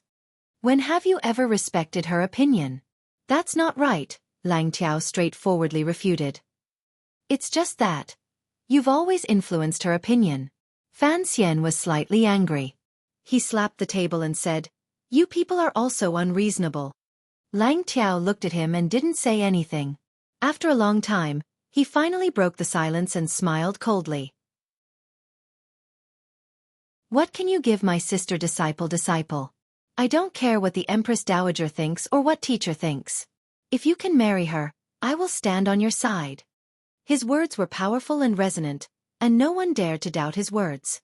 Fan Xian replied, "I have worked so hard to create this situation for the sake of marrying her in the future." Lang Tiao gave a not quite there smile and said, "How are you going to marry her? Divorce your current wife?" This was Wuzhou Lin Ruofu's home. Fan Xian was Wuzhou's son-in-law, Wan Er's home. Regardless of whether it was Lin Wan Er or Hai Tang, they could not be someone's concubine. Regarding this problem, Fan Xian himself had no solution. A long time ago, he had once ridiculed the eldest princess and thought that her vision was limited because she had a butt. Only now did he sadly discover that he also had his own limitations. He was not as good as Yi Qingmei, not as good as his mother. He was sitting on his butt in this world, but he temporarily had no way to break through the world's resistance. Looking at Fan Xian's expression, Lang Tiao smiled faintly. "Coming to Wuzhou is just out of courtesy to let you know. After all, in the Qing kingdom, you are the closest to us. It is not good to hide these things from you. To tell you the truth, if we go to Suzhou, Duo will certainly come with us." Fan Xian was silent, thinking of Duo's nature and nature. He knew that Lang Tiao's words were correct. Duo was too smart, so she was too stupid, too merciful, and so she was too cruel to herself. "You should go to Suzhou." Fan Xian didn't know if he had thought through something or not as he spoke with a slight smile. At this moment, it was Lang Tiao who froze. Fan Xian warmly said, "I've thought it through. It's never good to be too selfish in this matter. It's also not good to have her bear the pressure of a country. If she wants to go back, then go back. It's like returning to her maternal home. Lang Tiao sensed a trace of uncertainty in his words. Fan Xian continued to smile. So what if I go back to Northern Qi? You know your junior martial sister. How could she marry Wei Hua? Your family's Empress Dowager's thinking is too simple. Lang Tiao grunted. Fan Xian closed his eyes slightly. A mocking smile rose to the corners of his lips. Even if you asked Imperial Advisor Xueqi to come out and Haitang was forced to marry. But what? But, in this world, who would dare to marry her? Fan Xian stared into Lang Tiao's eyes and said the most arrogant thing he had said since his rebirth. Mockingly and coldly, he slowly said, Everyone under heaven knows she is my woman. Who dares to offend me and marry her? Does Wei Hua have the guts? There was a death-like silence in the restaurant. A gentle breeze blew in from outside the restaurant, blowing at the sweat on the two of them. Lang Tiao was silent for a moment. He sensed the intention to destroy indiscriminately in Fan Xian's words and couldn't resist laughing. I really don't understand you. Why must you make this matter so terrifying? Fan Xian shook his head and said, There are many things that you see as small, but in my eyes, they are very big. Lang Tiao was silent again. After a long time he forced a smile and said, What a naughty joke. It was indeed a naughty joke. The two of them had not been talking about anything else. It had only involved the matter of that woman. Lang Tiao looked at Fan Xian's calm eyes and smiled lightly. To discuss such a matter in Wuzhou. Are you not afraid that Prime Minister Lin will feel uncomfortable and that the princess will not be happy? The reason why Lang Tiao dared to use words to block him earlier was because he was relying on this point. He was certain that Fan Xian would not dare to confidently say certain things. Fan Xian was slightly startled and ignored him. He only smiled coldly and said, We've already met today. Why aren't you going to Suzhou? Do you want me to go with you? Lang Tiao also ignored these words. Suddenly, his mind wandered. Warmly he asked, There is something I want to ask. Last year in front of the stone wall in Shi Mountain, was that black-clothed man yours? These words had come too suddenly, so Fan Xian was unable to react. However, the training he had received from a young age was very solid. Astonishment appeared on his face and he replied, What black-clothed man? As for the matters of Shi Mountain, Shao En, and the temple, Fan Xian had long come clean to Haitang. From Haitang's mouth, he knew that Imperial Advisor Xueqi had long discovered the problem. However, this kind of thing could not be admitted even if he was beaten to death. He would hold on for as long as he could. Fan Xian trusted Haitang. She would certainly not betray him on such an important matter. As expected, Lang Tiao did not ask further. He only quietly said, Since it is so, then we won't talk about it anymore. I'm going to Suzhou. You're in Wuzhou. I can only hope that there won't be any problems in the future. There would definitely be problems. Fan Xian was calm. In a quiet voice he said, There will be problems. If you dare to disregard her wishes. No matter who, even if your teacher appears if you force her to marry, believe me. Truly, please believe me. Very gentle words, but Lang Tiao's heart was slightly cold. Having already reached the upper 9th level, he had long seen that although Fan Xian had advanced unusually during this half a year, he was still not as experienced and ruthless as himself. Hearing these warm and gentle words, he still couldn't help but feel a chill in his heart. Believe you about what? Fan Xian smiled slightly. If you dare to force my second wife to marry, I will certainly think of a way to destroy Northern Qi. Lang Tiao was silent. Regardless of whether or not Fan Xian's threat could be carried out, given his relationship with Northern Qi, if such an important figure valiantly threw himself into the Qing Kingdom's Iron Blood faction, it would still be a loss no one could bear. Believe me, Lang Tiao also said warmly. I will not let my sister disciple marry someone she doesn't want to marry. Fan Xian thought for a bit and smiled. Extending his hand, he shook Lang Tiao's wide and strong hand. This is a man's promise. A glimmer of a smile suddenly flashed through Lang Tiao's eyes. Perhaps it's not just a man's. Fan Xian was slightly startled and ignored him. He only said, To answer your earlier question, regarding the matter of Duo, I am only following my father-in-law's wishes. Regardless of whether or not I can marry her, at the very least, I cannot let someone else marry her. Fan Xian's father-in-law was Lin Ruofu, Lin Waner's father. Who would have thought that this old man would set down such a rule for Fan Xian? Probably no one would have thought of this. To be continued. If you want to know what happens next, please log on to www.cmfu.com. More chapters. Support the author. Support original reading.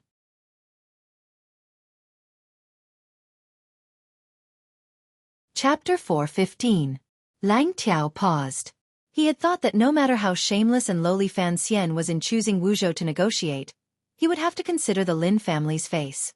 Who would have thought that the previous prime minister of the Qing kingdom would be as shameless as his son-in-law? Furthermore, his skin was thick to such an extent. Was there still law? Was there still justice? This is a question of morality. Lang Tiao stood up and said to himself in his heart. He didn't want to say anything more about Fan Xian. He raised his hands in a salute and took his leave. The restaurant returned to its usual calm.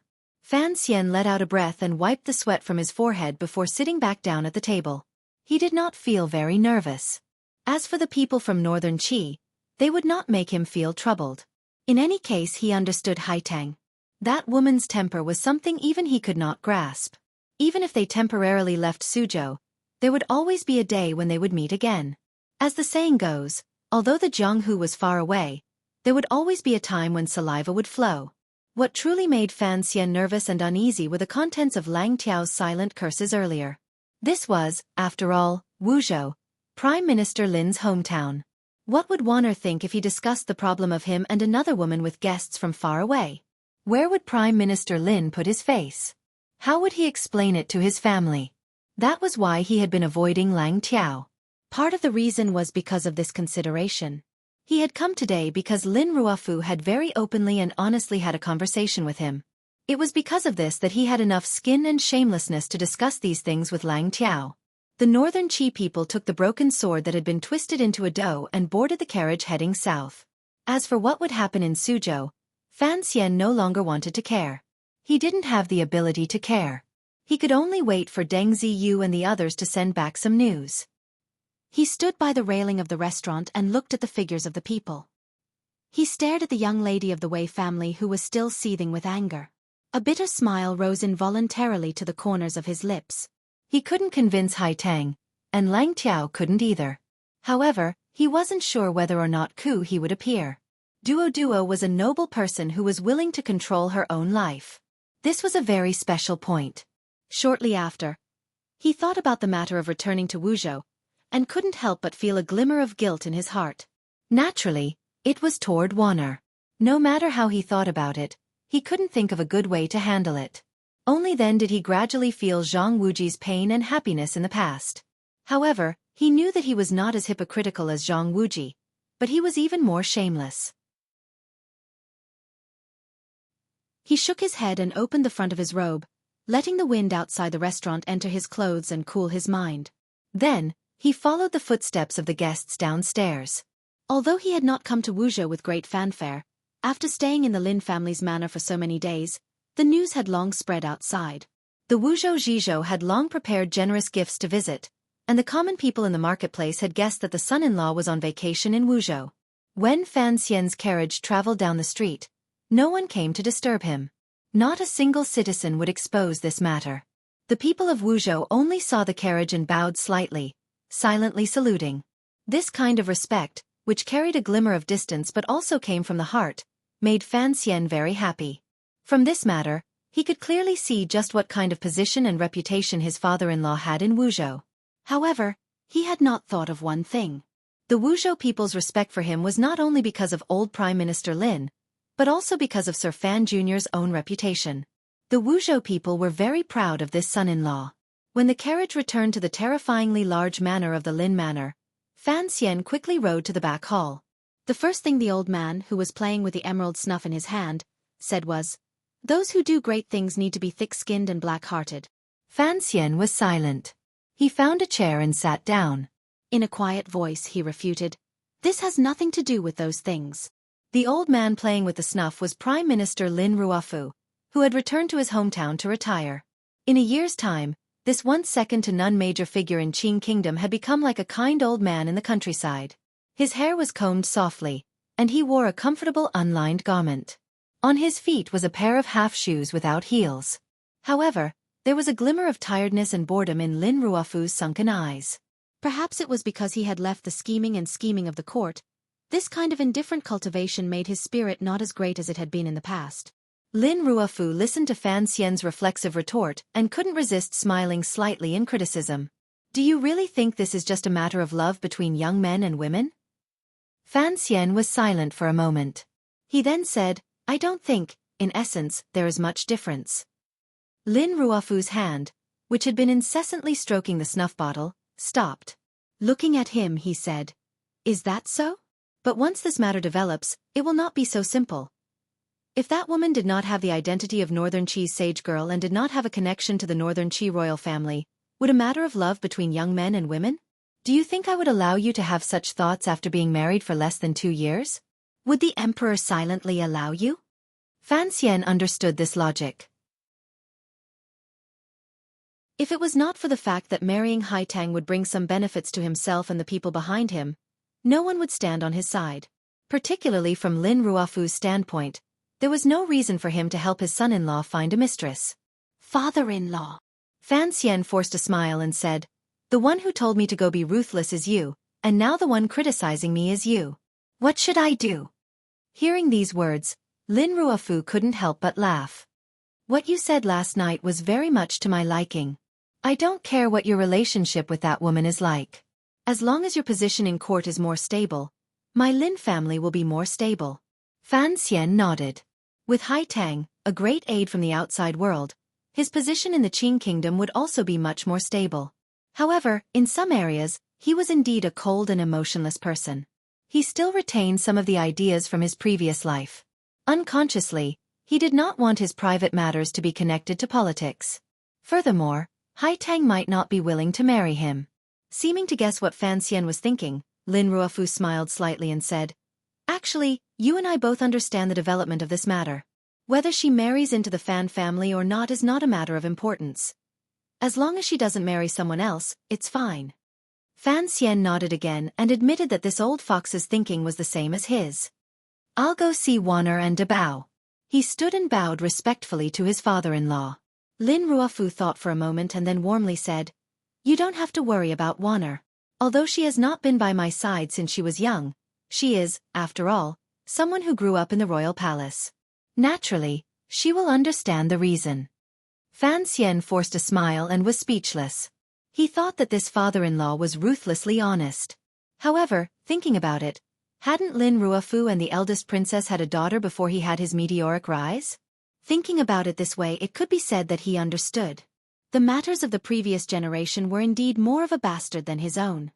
He thought for a moment and then insisted, I'm just going to see Wanner. This is the first time she and Dabao have returned to Wuzhou. The brothers and sisters-in-law in the clan have all worshipped the two of them in the sky. At this time, they should be playing in Yidong Tian. Lin Ruofu gazed at his son-in-law with a not quite there smile. If you have any room matters to explain, save it for tonight. Fan Xian angrily scratched his head. Do you know why I agreed to betroth Wanner to you? Although Fan Xian guessed a little, he still continued to shake his slightly swollen head. Lin Ruofu slowly placed the snuff box on the table and said, When the emperor first intended to betroth Wanner to you, it was something that happened in the second year of the first year of the Qing calendar. At the time, Chen Pingping was opposed and strongly opposed. I sensed that there was something fishy about this matter. Fan Xian thought, what does Chen Pingping's opposition have to do with your opposition? Lin Ruofu answered his question, of all the civil and military officials in the court, there are only 3 people I fear. Which 3? One is your father, one is the old cripple Chen, and the old master of the Qin family. Fan Xian thought about it carefully. Chen Pingping controlled the Overwatch Council. Other than the Prime Minister, he had the most power in the hands of all the officials in the court. Furthermore, the secret power he controlled was very strong. Naturally, he was something that Lin Ruofu feared back then. Although the old master of the Qin family was old and rarely went to court, he was, after all, the head of the Bureau of Military Affairs. He was the #1 figure in the military and a super-level official. His students and old friends were all over the military, so he had to receive Lin Ruofu's attention. However, the old master of the Qin family. Back then, he was only an assistant minister of the Ministry of Revenue. How could Lin Ruofu regard him so highly? Lin Ruofu did not explain the question in his eyes. He continued in a quiet voice. Of these three, I admire Chen Pingping's foresight the most. Thus, when he strongly opposed your marriage with Chen Girl, at the time, this matter did not seem to have any obvious disadvantages. It was the same for either side. Thus, I knew that he must know some secrets that I did not grasp. So, the old man smiled slightly and said, I also opposed. Knowing that Wanner and his brother-in-law were traveling, Fan Xian knew that the work of holding up the grape trellises could only be done at night. Hearing his father-in-law's words, he knew that they were preparing to discuss court matters. Thus, he sat up straight and listened carefully. Hearing this, he couldn't help but ask curiously, then, why did you agree later? I told you before. Perhaps you've already forgotten. Lin Ruofu's smile couldn't help but carry a glimmer of vicissitudes. Gonger passed away. At my knees. I only had Dabao and Chen Girl. At the time, the emperor had already revealed his intention to have me leave my post. I have been in court for many years. My reputation as a traitor was not for nothing. I don't know how many people I have offended. Because of my protection, my people have obtained great benefits in this world.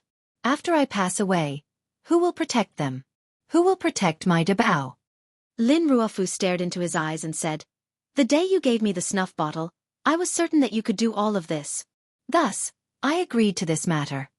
The exquisite snuff bottle made of emerald was sitting quietly on the wooden table beside Lin Ruofu. Fan Xian was silent for a moment. He then calmly and sincerely said, don't worry, as long as I live, I won't let Wanner be wronged or Dabao be unhappy. Lin Ruofu nodded his head with gratification. He then sighed and said, later, when your past came out, only then did I find out that you were Lady Ye's son. Then, what else did I have to worry about? This slowly brought the topic in the direction Fan Xian needed, the direction that he had never been able to say aloud or ask others. I don't have any capable people in court, other than Ren Shaoan, Fan Xian said with a pained smile. Fan Xian smiled bitterly and said, on the surface, it looks like I can beat the second prince into a pulp. If that day really comes in the future and I argue in court, I have no one to speak for me. Lin Ruofu clearly knew what he meant but didn't point it out. On the contrary, he smiled and said, Lao Shu and Xiao Hu, the two most powerful scholars in the Hall of Governmental Affairs, both admire you. Are you still not satisfied? Fan Xian shook his head and said, admiration cannot be eaten. When it comes to choosing sides, who can trust who? Lin Ruofu stared into Fan Xian's eyes and asked, you need people you can trust? Fan Xian did not deny this point. He chuckled like a greedy little bird with its mouth open and drooling, waiting for its elders to feed it. Lin Ruofu looked at his expression and couldn't resist chuckling. He immediately restrained his smile and calmly said, I won't give it to you. This answer surprised Fan Xian greatly. However, he knew that since Lin Ruofu had put his entire clan on his carriage, he had to give him some help. He would not let the horse run and not let the horse eat grass. Naturally, he had his reasons for answering like this. As expected, Lin Ruofu warmly said, are you curious? Ever since I left Jingdo, the court officials have been in chaos. Those who have thrown their lot with the second prince and Yun Rui have thrown their lot with the Eastern Palace.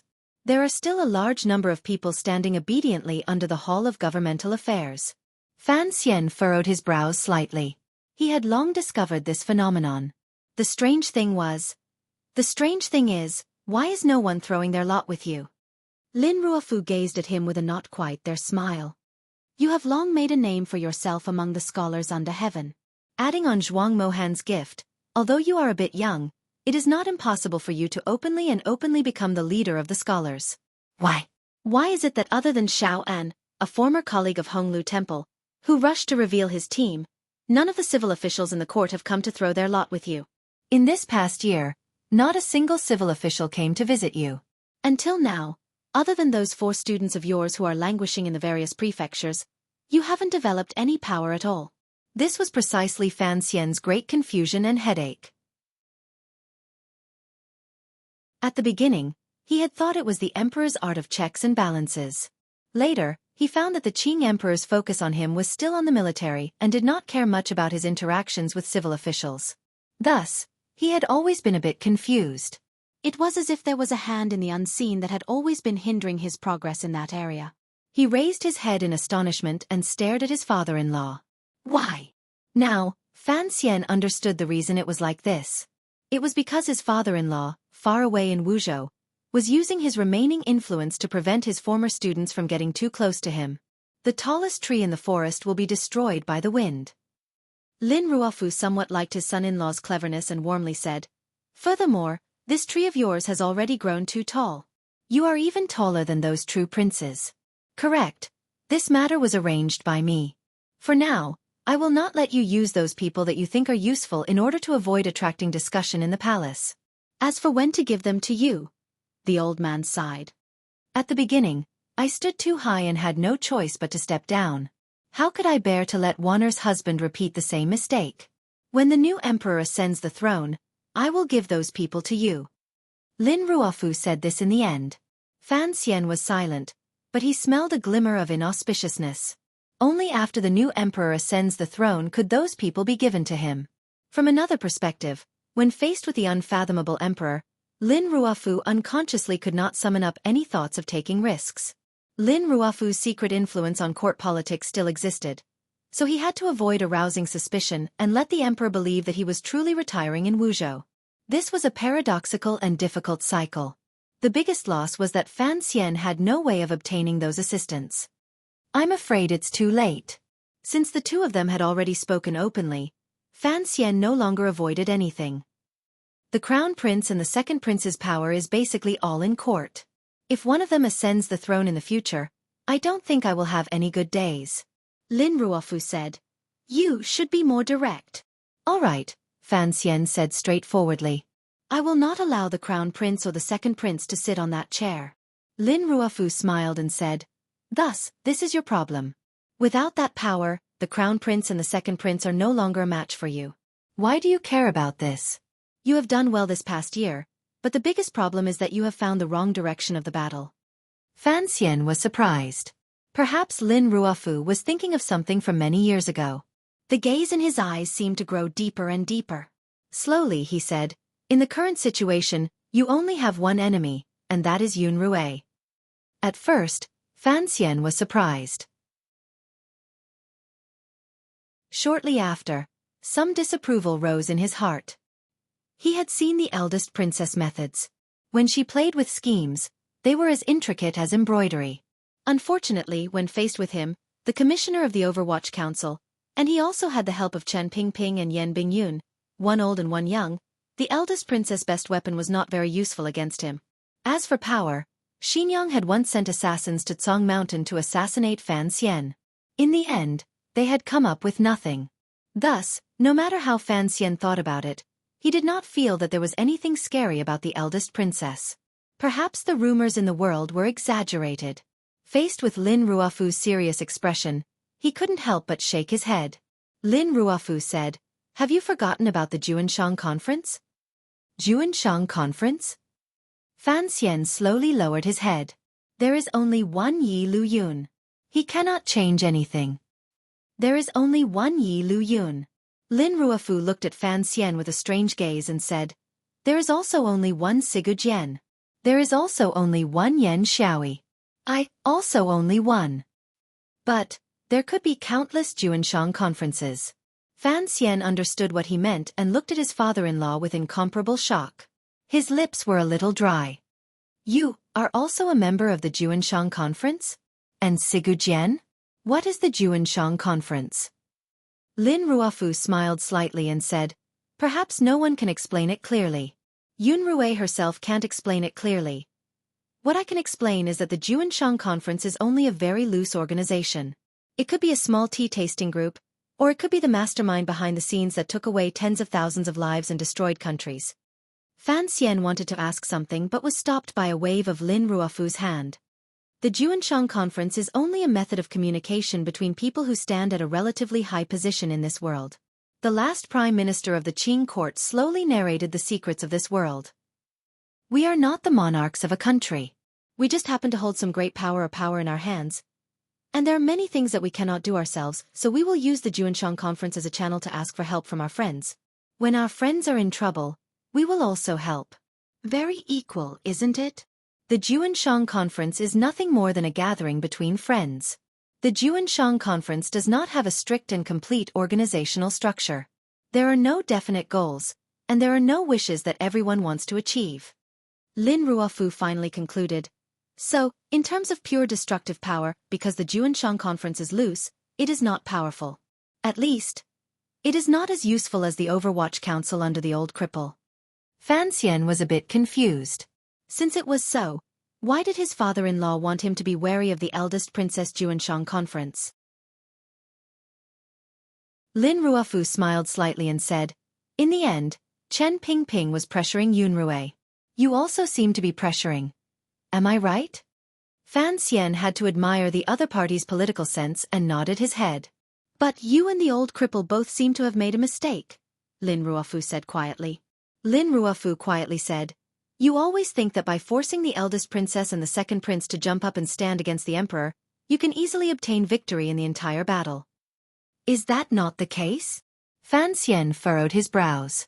The Qing kingdom was the most powerful country in the world. Although the Qing emperor had been silent for a dozen years, the history of the past had long proven that the Qing emperor's methods were not something anyone could stand against. Because you underestimated Yunrui and the Juanshang Conference, if you allow this situation to continue and she truly goes crazy, who knows what the consequences will be? Lin Ruofu said this with a smile. He was talking about the eldest princess who had been entangled with him for many years and had even given him a cute daughter. Isn't the Juanshang Conference very loose? How can it compare to the power of a powerful country? The Juanshang Conference is like a ball bouncing around in the room. Once someone wants to press it down, the power of the rebound will be concentrated, Lin Ruofu said with a glimmer of worry on his face. Lin Ruofu said with a hint of worry on his face.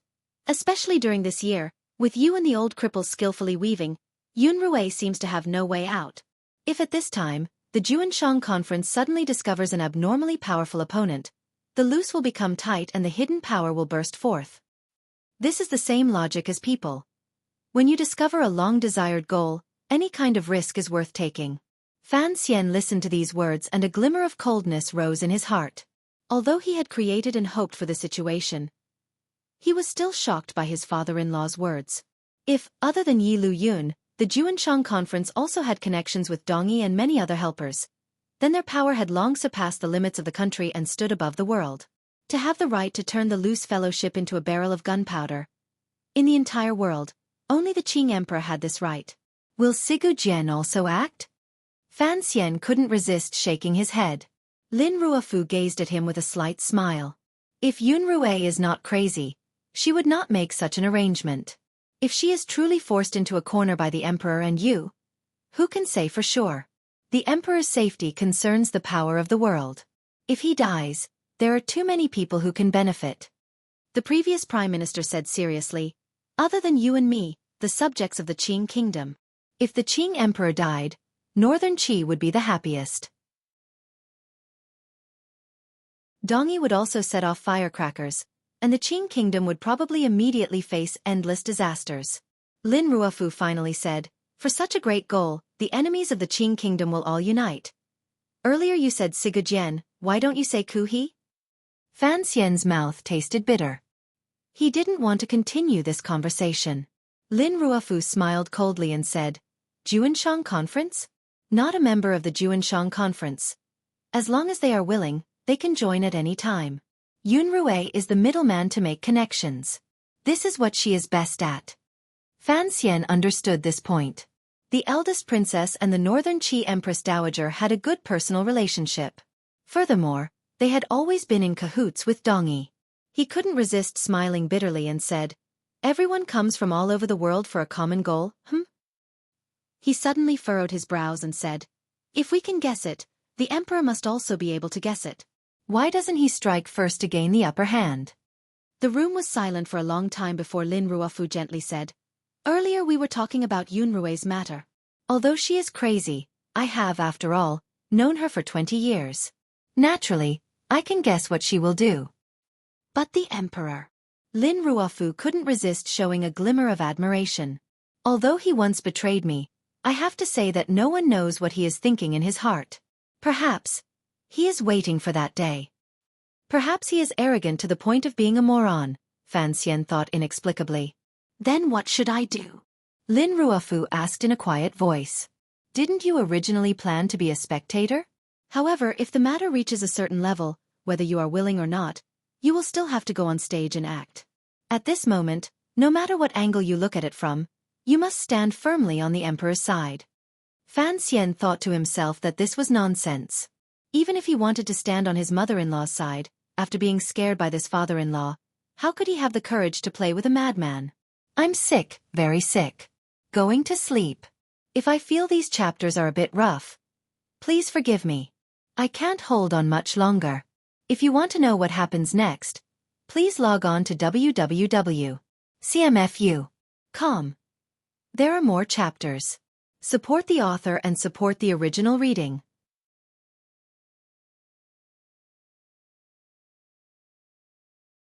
Chapter 416.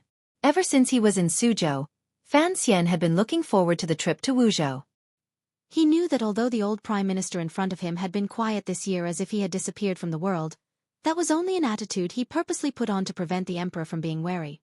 Of course, when the false became the true became false. After putting on this attitude for a long time, this feeling would often seep into the bones. Fan Xian admired his father-in-law's courage to give up and gain. He could not stay in court for long, so he left lightly. There was no need to discuss any conditions in detail. In any case, he had left behind a tail like Fan Xian in the capital and given the emperor enough face. Naturally, the court would give the honorably retired former prime minister some face. This kind of political wisdom made Fan Xian trust his father-in-law's judgment. Although he felt a chill and a faint excitement after hearing these words, he sank into deep thought most of the time, preparing to deal with the storm that was about to arrive. The storm was difficult to calm. Although he had a hand in stirring up the waves, it seemed that Fan Xian had thought too little of the influence of this matter. He understood the eldest princess' thoughts but was unable to immediately grasp the emperor's thoughts. In the end, Fan Xian still had his own advantages. For him, the person who knew most of the secrets in this world was that old cripple. The person who knew some of the secrets was his father. The person who knew some of the secrets was his father-in-law. These three people were the three most capable subordinates of the Qing emperor in the 5 years after the new policies of the Qing calendar, the three capable officials of the Qing court. Fan Xian remembered clearly that before he came to Jingdou from Danzhou, his father and Chen Pingping were like strangers. They had basically never spoken. Prime Minister Lin and Chen Pingping were the two biggest opposites in court. Accurately speaking, it was never possible for this triangle to communicate with each other. All of this, following Fan Xian's arrival in the capital and his marriage to Wan'er, became a posture in the pile of old papers. At that time, other than the Qing emperor, there was another lucky person like Fan Xian who could gather the resources of the three elders and share information from all three sides. For Fan Xian, the present him could see even more clearly than these three elders. However, this kind of luck, or perhaps strength, could not be placed on an official. Thus, no matter what, one person in this triangle had to step down. Prime Minister Lin Ruofu became the first sacrifice because he and the emperor were not childhood friends. Occasionally, Fan Xian would ask himself, and only then did he realize that his coming out of retirement had indeed brought great harm to the Lin clan. Of course, it was impossible for the emperor to stop here. Thus, at the end of spring, the Jingdou Court Conference investigated the Ministry of Revenue. Fan Xian woke from his thoughts and couldn't resist shaking his head. There were clearly still so many problems in the court, yet the emperor had rushed to kill the dog first. However, the prey had not been killed yet. What was going on? Where did the emperor's confidence come from? I won't ask about Jiangnan. Lin Ruofu interrupted his thoughts and slowly said, I believe in your ability. Although on the surface, this trip to Jiangnan seems a bit overboard, presumably you have a backup plan. Only, you have to return to the capital to report on your work at the end of the year. It's good to make some preparations, especially since you don't know when those people will make their move. Fan Xian thought for a bit and couldn't resist smiling. Don't worry, it'll be fine. Lin Ruofu also couldn't resist smiling. He looked with approval at the son-in-law in front of him. Looking at the steadiness and confidence that rose to the young man's face, he asked curiously, the emperor's confidence has past history to prove it. As for you, this confidence without a head or tail, where does it come from? Fan Xian thought for a bit and replied with a smile, I believe that my luck is the best in this world. Lin Ruofu was speechless and shook his head helplessly. A moment later he said evenly, What do you think of Yuan Hongdao? Fan Xian was slightly startled. He knew that Yuan Hongdao was once a guest of the Prime Minister's manor, and a good friend of Lin Ruofu's for decades. However, it seemed that after the matter of Prime Minister Lin stepping down, this person called Yuan Hongdao played a dishonorable role. Now, this person had already become the foremost strategist in Xinyang. Without question, he had sold out his friend for glory. Fan Xian didn't understand why his father-in-law would suddenly mention this person. He furrowed his brows and thought about how his father-in-law didn't seem to think of a way to kill this person for revenge. He felt it was strange. Yuan Hongdao is a very powerful person and a very free and easy person, Lin Ruofu smiled slightly. I still don't understand why he would sell me out. Is he not one of the eldest princess people? Does Yun Rui have this ability? Lin Ruofu sighed. I'm not sure either. It has already been a year since the matter happened.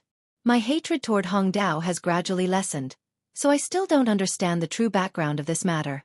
Ask him for me, Lin Ruofu said with a glimmer of coldness. Why? Fan Xian nodded his head solemnly. He thought to himself that this greeting would either be with a sword or a crossbow.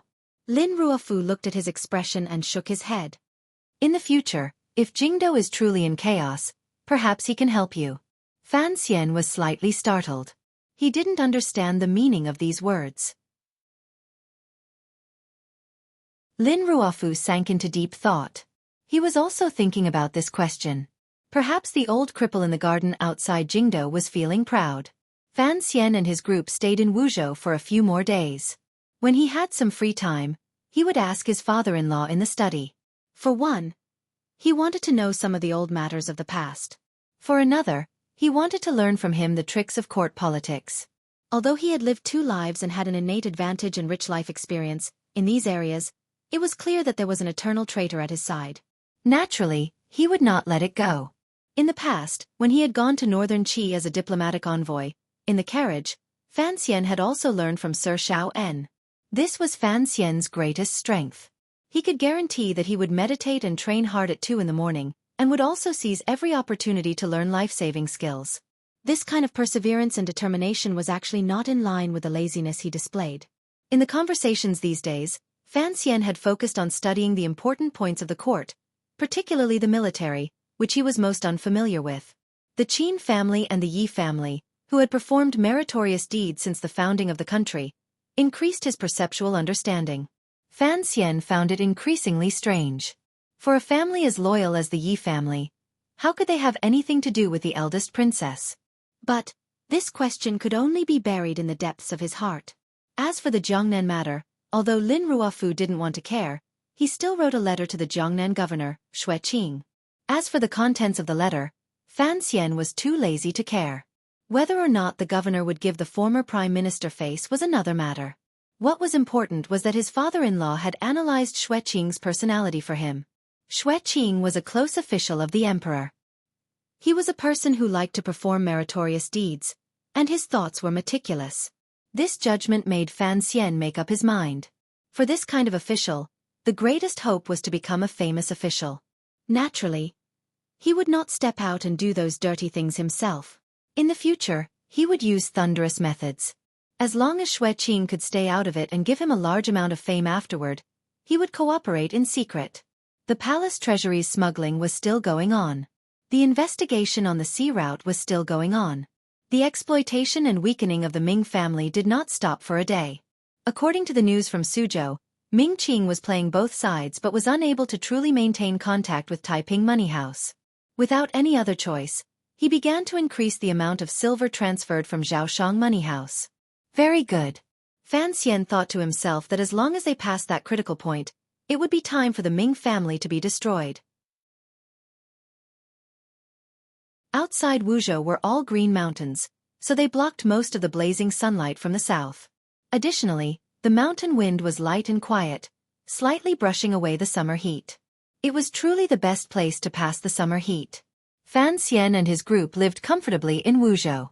When they were far away from political matters, he would follow Wanner and Debao to wander around the surrounding mountains, hunt some game, find some small streams, roast frogs, and tell Waner stories about Linghu Guazi.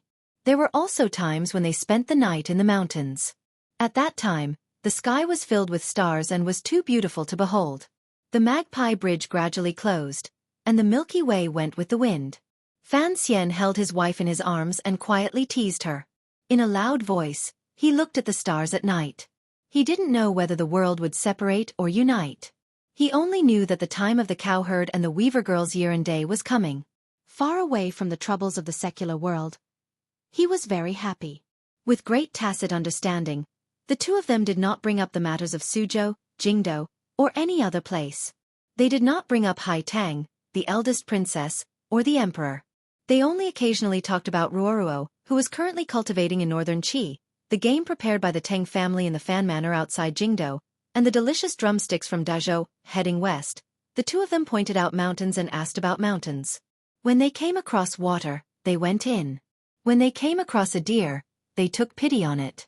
When they came across a lone wolf, they were fierce. They walked by a stream beside a forest and lingered in the clouds by the cliff. This was a rare moment of quiet interaction after marriage. It was as if everything beside them no longer existed. There was only Fan Xian and Lin Waner. Wrong, there was still De Bao. However, De Bao's loveliness was that he was often quiet. This kind of life could not continue forever. If Fan Xian wanted to keep this kind of life, he had to leave the mountains again and walk into the world of mortals. De Bao is going to follow us? Fan Xian opened his eyes and asked curiously. Isn't it to send him to father-in-law's side to keep him company? Lin Ruofu lived alone in Wuzhou. Although there were countless disciples in the clan, there were not many who truly cared for him by his side. Waner was going to follow Fan Xian. If De Bao also went with them, who would keep the old former prime minister company? Without a child, it was like having no children. Fan Xian could understand this kind of loneliness. Father insists, Lin Waner said quietly. Waner said quietly. After these days of careful nursing by Fan Xian, in addition to playing in the mountains, Waner's body had indeed recovered for a long time. There was a healthy flush on her slightly moist cheeks, and the eyelashes on her large eyes fluttered slightly. Fan Xian smiled and gazed at her. Gently holding her hand, he said, "Both are fine." A number of days later, the completely black group of carriages left Wuzhou and slowly headed east. Along the way, they passed a number of small cities and large mountains before coming to a fork in the road. They had already entered the territory of Dongshan Road. This fork in the road led to the two provincial cities under Dongshan Road. To the east was Danzhou. To the north was Jiaozhou. Go to Danzhou and wait for me. I'm going to Jiaozhou to take care of some things. Fan Xian stood on the carriage and said evenly to Waner in the carriage. At most, I'll be 10 days late. Of course, Waner knew what he was going to do in Jiaozhou. She sighed in her heart, but she knew that with the emperor's orders, Fan Xian could not refuse. She could only pile a warm smile on her face that reassured both of them. Sticking out her tongue, she said, "Don't go pick up flowers and grass." Fan Xian smiled embarrassedly and bowed to the ground. "Don't worry, wife. I won't go pick flowers on the side of the road anymore." De Bao, sitting by Waner's side, had been sitting with a wooden expression the entire time. Hearing these words, he suddenly interrupted. "There are flowers in the garden." Fan Xian was slightly angry. Waner was slightly hateful. De Bao didn't know what had happened. The three of them parted for now. Turning from the fork in the road, they had traveled less than 3 li when Fan Xian crawled out of the carriage. Stretching, he asked the subordinate beside him, "Are you ready?" "Everything is ready, Commissioner." On the side of the mountain forest in the distance, one could faintly see a group of grave and stern black riders carrying a cold murderous aura waiting there. Can't write more. Rest first. If you want to know what happens next, please log on to www.cmfu.com. There are more chapters. Support the author. Support original reading.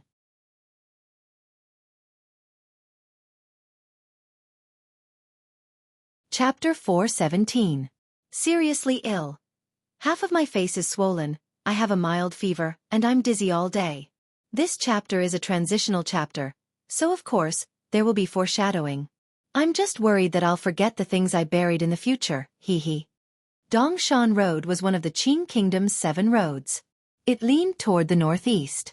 Heading north from Shao Mountain, one would plunge into the small vassal states that Dongyi secretly influenced. Passing through those cities, one would enter the border of northern Qi. Last year, when Fan Xian went to northern Qi as a diplomatic envoy, he had taken a different route, bypassing Cangzhou and entering via the North Sea, so he had not been to Sealy. Of course, he would not head north today. There was nothing in northern Qi that attracted him. Sitting on the horse and looking at the map in his hand, Fan Xian couldn't help but furrow his brows. Pointing to a corner of the map, he said, "So Jiaozhou is still below Danzhou. What is this large blank space on it?" Beside him was the deputy commander of the Black Knights, surnamed Jing. Commander Jing still wore that silver mask on his face. Listening to his superior's words, he said in a low voice, "To the north of Danzhou is a large stretch of high mountains and dense forests. Very few people dare to enter, so when the map was drawn, there was only a blank space. To the north of this blank space is Dongyi, which faces the bay." "Dongyi?" Fan Xian sighed. He thought to himself that one day he would have to go and see. It was only now that he found out that Dongyi, the largest city in the world, was not far from Danzhou, where he had spent his childhood. However, Fan Xian was familiar with the mountains to the north of Danzhou. He knew that if he wanted to find a path from those places, it was basically impossible. Moreover, the geographical environment of this area was also very special. Along the coast were cliffs and precipices that stretched for hundreds of miles. Even birds would find it dangerous. If the people of Dongyi wanted to go to the Qing Kingdom, they could only go around to the west of Shao Mountain or go by sea. Thinking of Dongyi's powerful sea navigation abilities, a glimmer of worry flashed through Fan Xian's eyes. Although the navy in this world could not affect the bigger picture, it still had the ability to carry out some harassment. What if Dongyi forcefully landed in Danzhou? Only now did Fan Xian finally understand why the emperor cared so much about this matter and wanted him to personally act. He also understood why, after the Quanzhou First Navy was disbanded, the court persisted in maintaining such a navy in the remote Jiaozhou. Jiaozhou was to the south of Danzhou. A powerful navy was stationed there to intimidate Dongyi's power on the sea. A cold smile rose involuntarily to the corners of Fan Xian's lips. Now, he knew that the Quanzhou Navy, from a certain perspective, was like his mother's private army. The court's work was indeed watertight. "Old Jing, why don't you take off your mask?" He smiled at the Black Knight commander beside him, doing his best to make his tone gentler and not reveal the chill in the depths of his heart. Following Chen Pingping's strict orders, these 400 Black Knights had become Fan Xian's subordinates ever since he left for northern Qi. The 400 black-clothed, black-horned, black-faced riders had actually helped Fan Xian a lot, such as Shang Shanhu's rescue of Xiao En and the Juanshang Conference in Jiangnan. However, the greatest benefit the Black Knights brought Fan Xian was not just these. Due to various reasons, Fan Xian had never been able to extend his hand into the military. The existence of the Black Knights was equivalent to his most powerful martial power. It could increase his power and also give him a bit more confidence when negotiating with others. In a situation where he had no military power, having the Black Knights under his command was a comforting thing. However, Fan Xian was not very close to this group of subordinates because the Black Knights could not enter a province or even go near a province. Fan Xian was also a person who loved to enjoy life, so he did not want to live in a military camp. Thus, there was not much time for conversation between his superiors and subordinates. This kind of unfamiliarity was impossible to get rid of in a short period of time. Fan Xian understood that if he truly wanted to do something in the future, he had to control this most powerful martial power under his command. He could not rely on Chen Pingping to control it.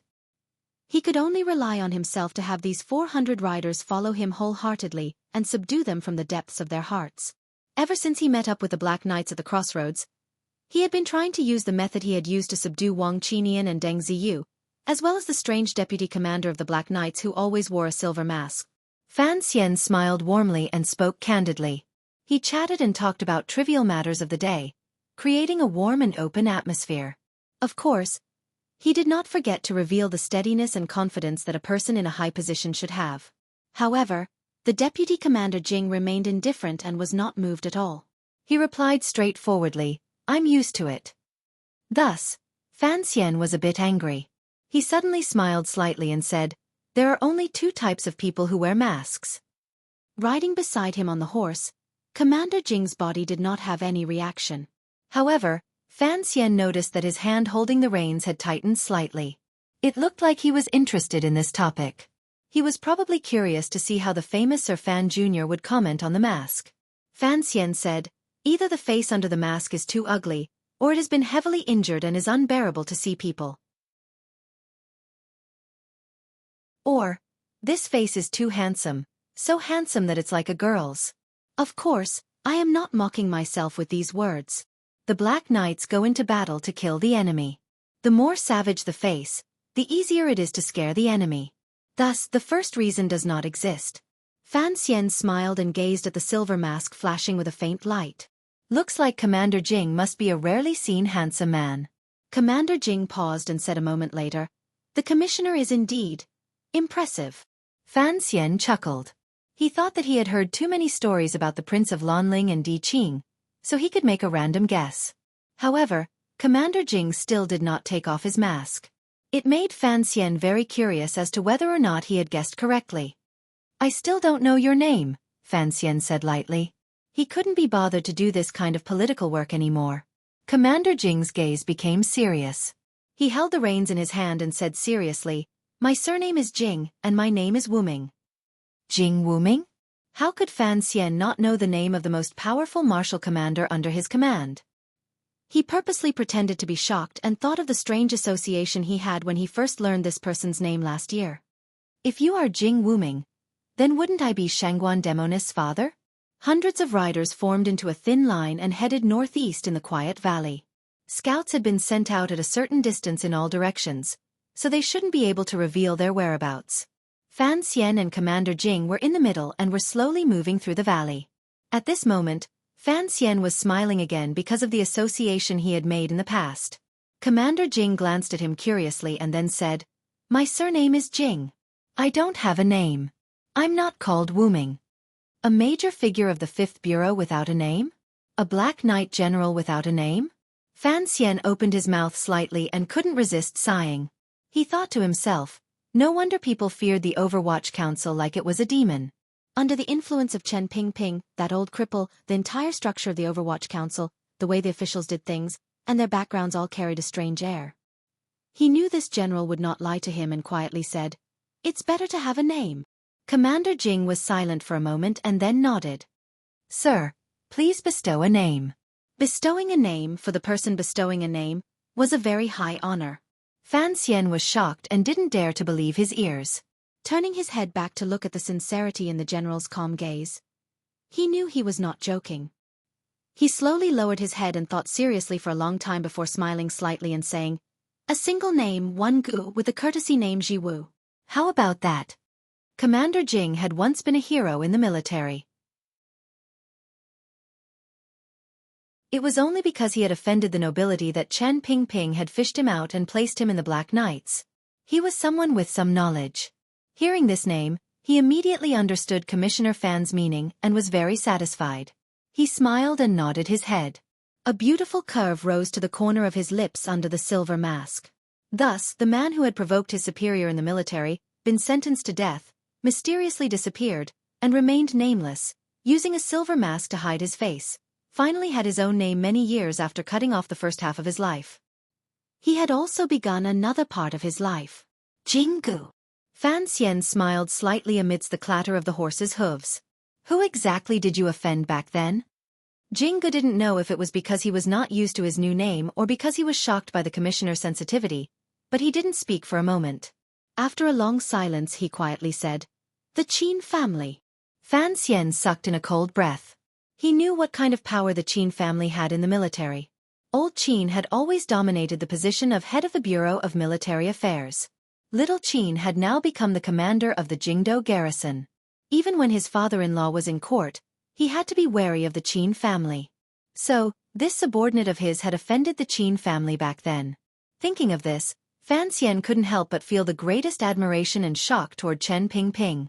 That old cripple was indeed daring enough to use an enemy of the Qin family. Furthermore, he had used him for so many years and allowed Jingu to reach the position of deputy commander of the Black Knights. "My relationship with the Qin family is not bad," he said probingly. He thought to himself that as long as Jinggu was willing to ask him for help, he could try to make up for the enmity of the past after he returned to the capital. Jinggu smiled. The lips that were exposed outside the silver mask smiled happily. "Thank you, sir." Jinggu said these words sincerely. "There's no need." Fan Xian narrowed his eyes and looked at him. It was as if he wanted to see what this silent and valiant subordinate was thinking. After a long time, he asked, "What exactly is the enmity between you and the Qin family?" Jinggu was silent for a moment and then said in a heavy voice, "In the camp, I killed the eldest son of the Qin family." "The eldest son of the Qin family? Qin Heng's elder brother?" Fan Xian's expression did not change, but his heart grew cold. If the person Jinggu had killed had lived until now, he would probably have long been one of the top generals in court. Such enmity, what exactly was Chen Pingping thinking? Why did he keep a ticking time bomb in the Overwatch Council? A few bird cries came from ahead. The silent black knights stopped in unison. It was not people, it was horses. This kind of riding skill was truly one of the best in the world. Probably only the Western Hu King's army had this ability. Dusk gradually approached. Fan Xian and Jinggu rode forward and passed through the valley. Halfway up the mountain, they looked down at the city at the foot of the mountain. The city was not large. Inside, there were already lanterns lit like stars. This was Jiaozhou. Looking to the right, a stretch of ocean was turning from blue to pitch black in the dusky sky. Faintly, one could see a heavily guarded dock and dozens of warships, as well as eye-catching camps. That was the Jiaozhou Navy. "Do as you please. Kill anyone who dares to enter the city." Fan Xian had already thrown Jing Ji's question to the back of his mind. Coldly and straightforwardly giving the order, he pulled on the reins and broke away from the main group of black knights. Without a single guard, he rode alone up the narrow mountain path toward Jiaozhou at the foot of the mountain. To be continued. If you want to know what happened afterwards, please log on to www.cmfu.com. More chapters. Support the author. Support original reading.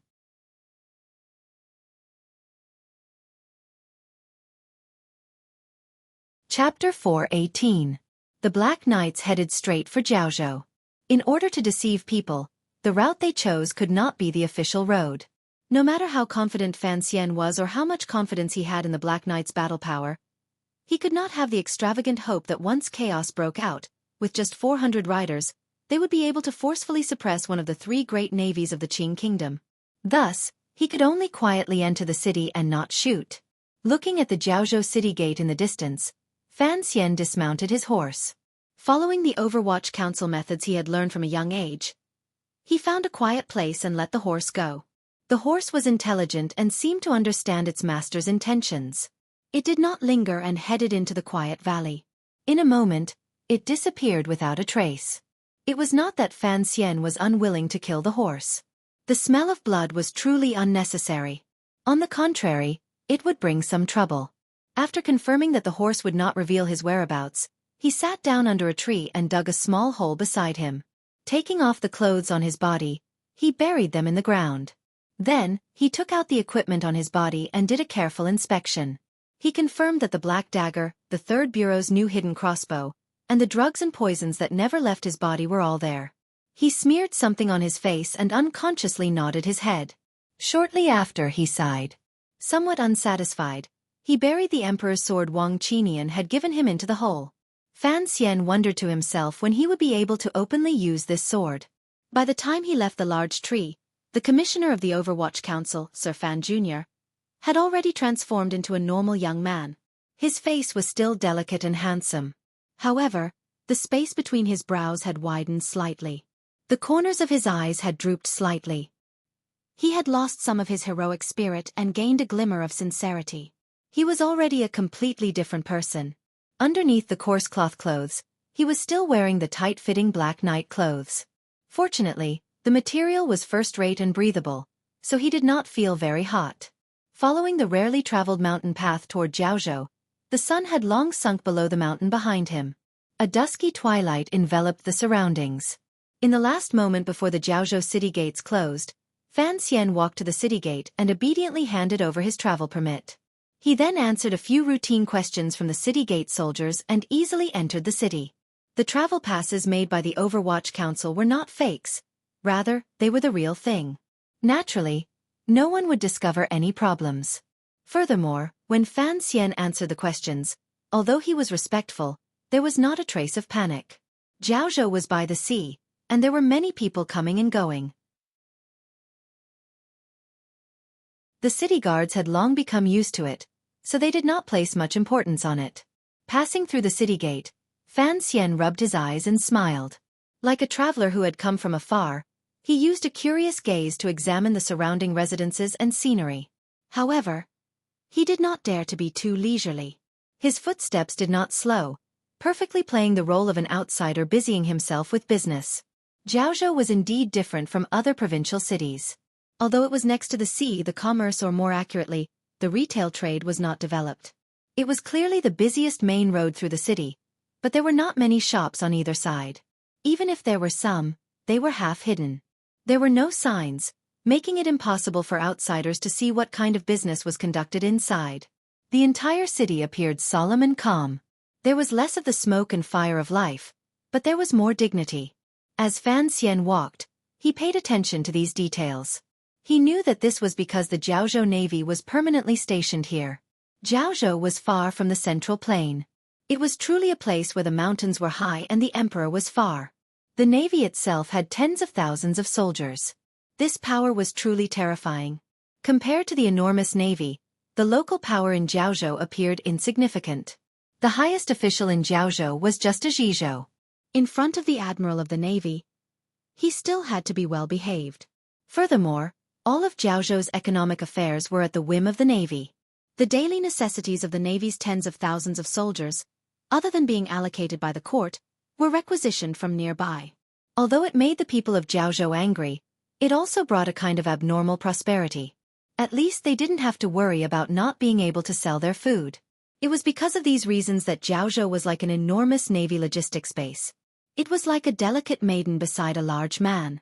She could only accept it, but she could not make many complaints. With such an enormous entity as the navy at its side, Jiaozhou also carried a strong military aura. The best areas in the city had all been requisitioned by the military.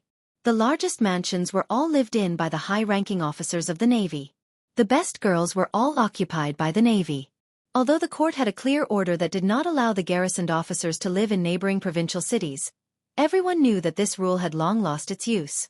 Not only in Jiaozhou, but in all the provincial armies and even the border armies, as long as they had some power, they were not willing to live in miserable tents. Instead, they would buy houses and women in the provincial cities. The Black Knights were an exception among exceptions. Fan Xian raised his head to gaze at the brothel with red lanterns hanging high and couldn't resist smiling. In a place with so many hills, the brothel business would not be bad.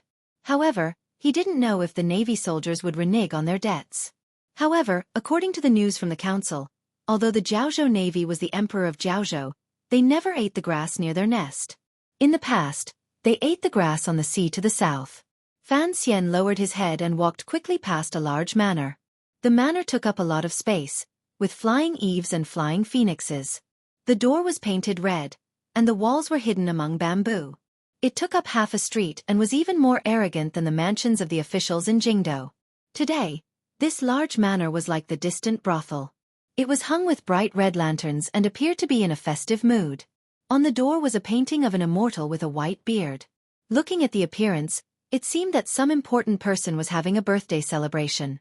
What was at odds with this joyous atmosphere were the soldiers standing guard at the entrance of the manor. The soldiers' faces were dark, and the color of water rust could be faintly seen under their ears. Presumably, they were people who had lived on the sea for many years. These soldiers did not look sideways. Their faces were solemn as they vigilantly watched the people passing by in front of the manor. There were not many people who dared to stroll in front of the manor, so most of their mission was to check the guests. Although the guests, other than the superiors of the navy, were all officials of Jiaozhou, as well as a few wealthy merchants who could stand in public. There were even a few merchants from far away in Jiangnan. These soldiers still did not relax. They carefully checked the gift boxes to ensure that no one dared to bring a weapon in. Today was the emperor's birthday banquet, so they had to ensure that nothing went wrong. Other than the front door of the manor being heavily guarded, Fan Xian quietly circulated his zhenqi. He had long heard that there should be a number of nails hidden in the secluded areas of the manor. He walked quickly past with his head down. A strange smile rose to the corners of his lips. He clearly saw the strength of the guards stationed at the corner of the street outside the manor. At the same time, he drew a map of the surrounding terrain and deeply imprinted it in his mind. In the past, he had only walked once in that enormous royal palace and remembered all the small paths clearly, much less such a large manor. Leaving behind the liveliness and the sounds of greetings behind him, he made the blinding red of the red lantern disappear into the darkness. Fan Xian pressed his lips together. His gaze, intentionally or otherwise, glanced at a spot under the wall by the street. He saw a familiar secret mark and turned to enter, walking all the way to the end of the alley. It was a dead alley. Fan Xian raised his head to look at the wall across from the dead alley and shook his head. Pushing off with the tip of his foot, his entire body rose lightly. Placing his palm on the top of the wall, he flipped over. Silently, Fan Xian, who was disguised as a commoner, once again disappeared into Jiaozhou. Behind the wall was a small courtyard. The place was not very quiet and secluded. One could faintly hear the sounds of the street a few rooms away. Although the house had 6 rooms in the front and back, it looked a bit old. It meant that although the people living here were not common people, their days were not very good.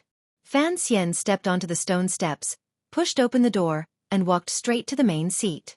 Picking up the teapot beside him, he sniffed, poured himself a cup of tea and drank it. From the side came the sound of panicked footsteps. The owner of the footsteps walked into the room and found a young man he did not recognize sitting there. He was about to ask questions when he saw the hand gesture made by the person's fingers. He couldn't help being surprised and happy. "Teacher, you've finally come." Fan Xian smiled and put down the teacup in his hand. Gazing at Ho Jichong's thin face, he couldn't resist saying, "You've come to Jiaozhou to be an official. I thought you would be able to take care of your shriveled body. How come you've become even thinner?" After Ho Jichong met with Yang Wanli on the Zhongnan levee, he had spared no effort to rush to Jiaozhou to take up his post. The journey had been tiring. In addition, he had to secretly investigate those shocking matters for Fan Xian, so the pressure on his mind was great. He had been in Jiaozhou for almost a month, but he had not made any progress. Deeply afraid that he would hinder his teacher's important matters, he had been unable to sleep for a number of nights. Presently, his eyes were sunken in, and his cheekbones were protruding. There was nothing of the free and easy appearance of the past Jingdo rainy day scholar. He smiled bitterly and self-mockingly said, "I don't have the ability to look at the affairs of the world with a smile, teacher." Fan Xian sighed.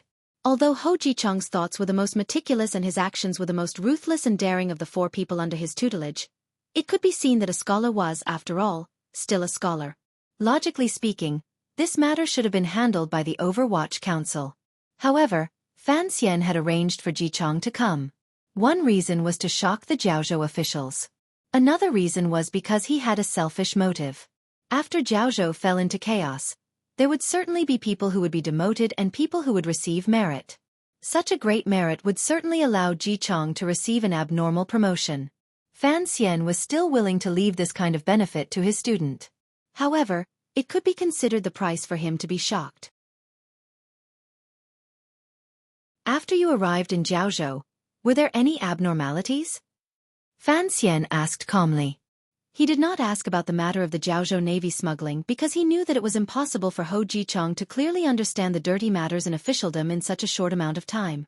Ho Jichong thought about it and said, "Everyone in the world knows that I am your student, so these officials are quite courteous to me.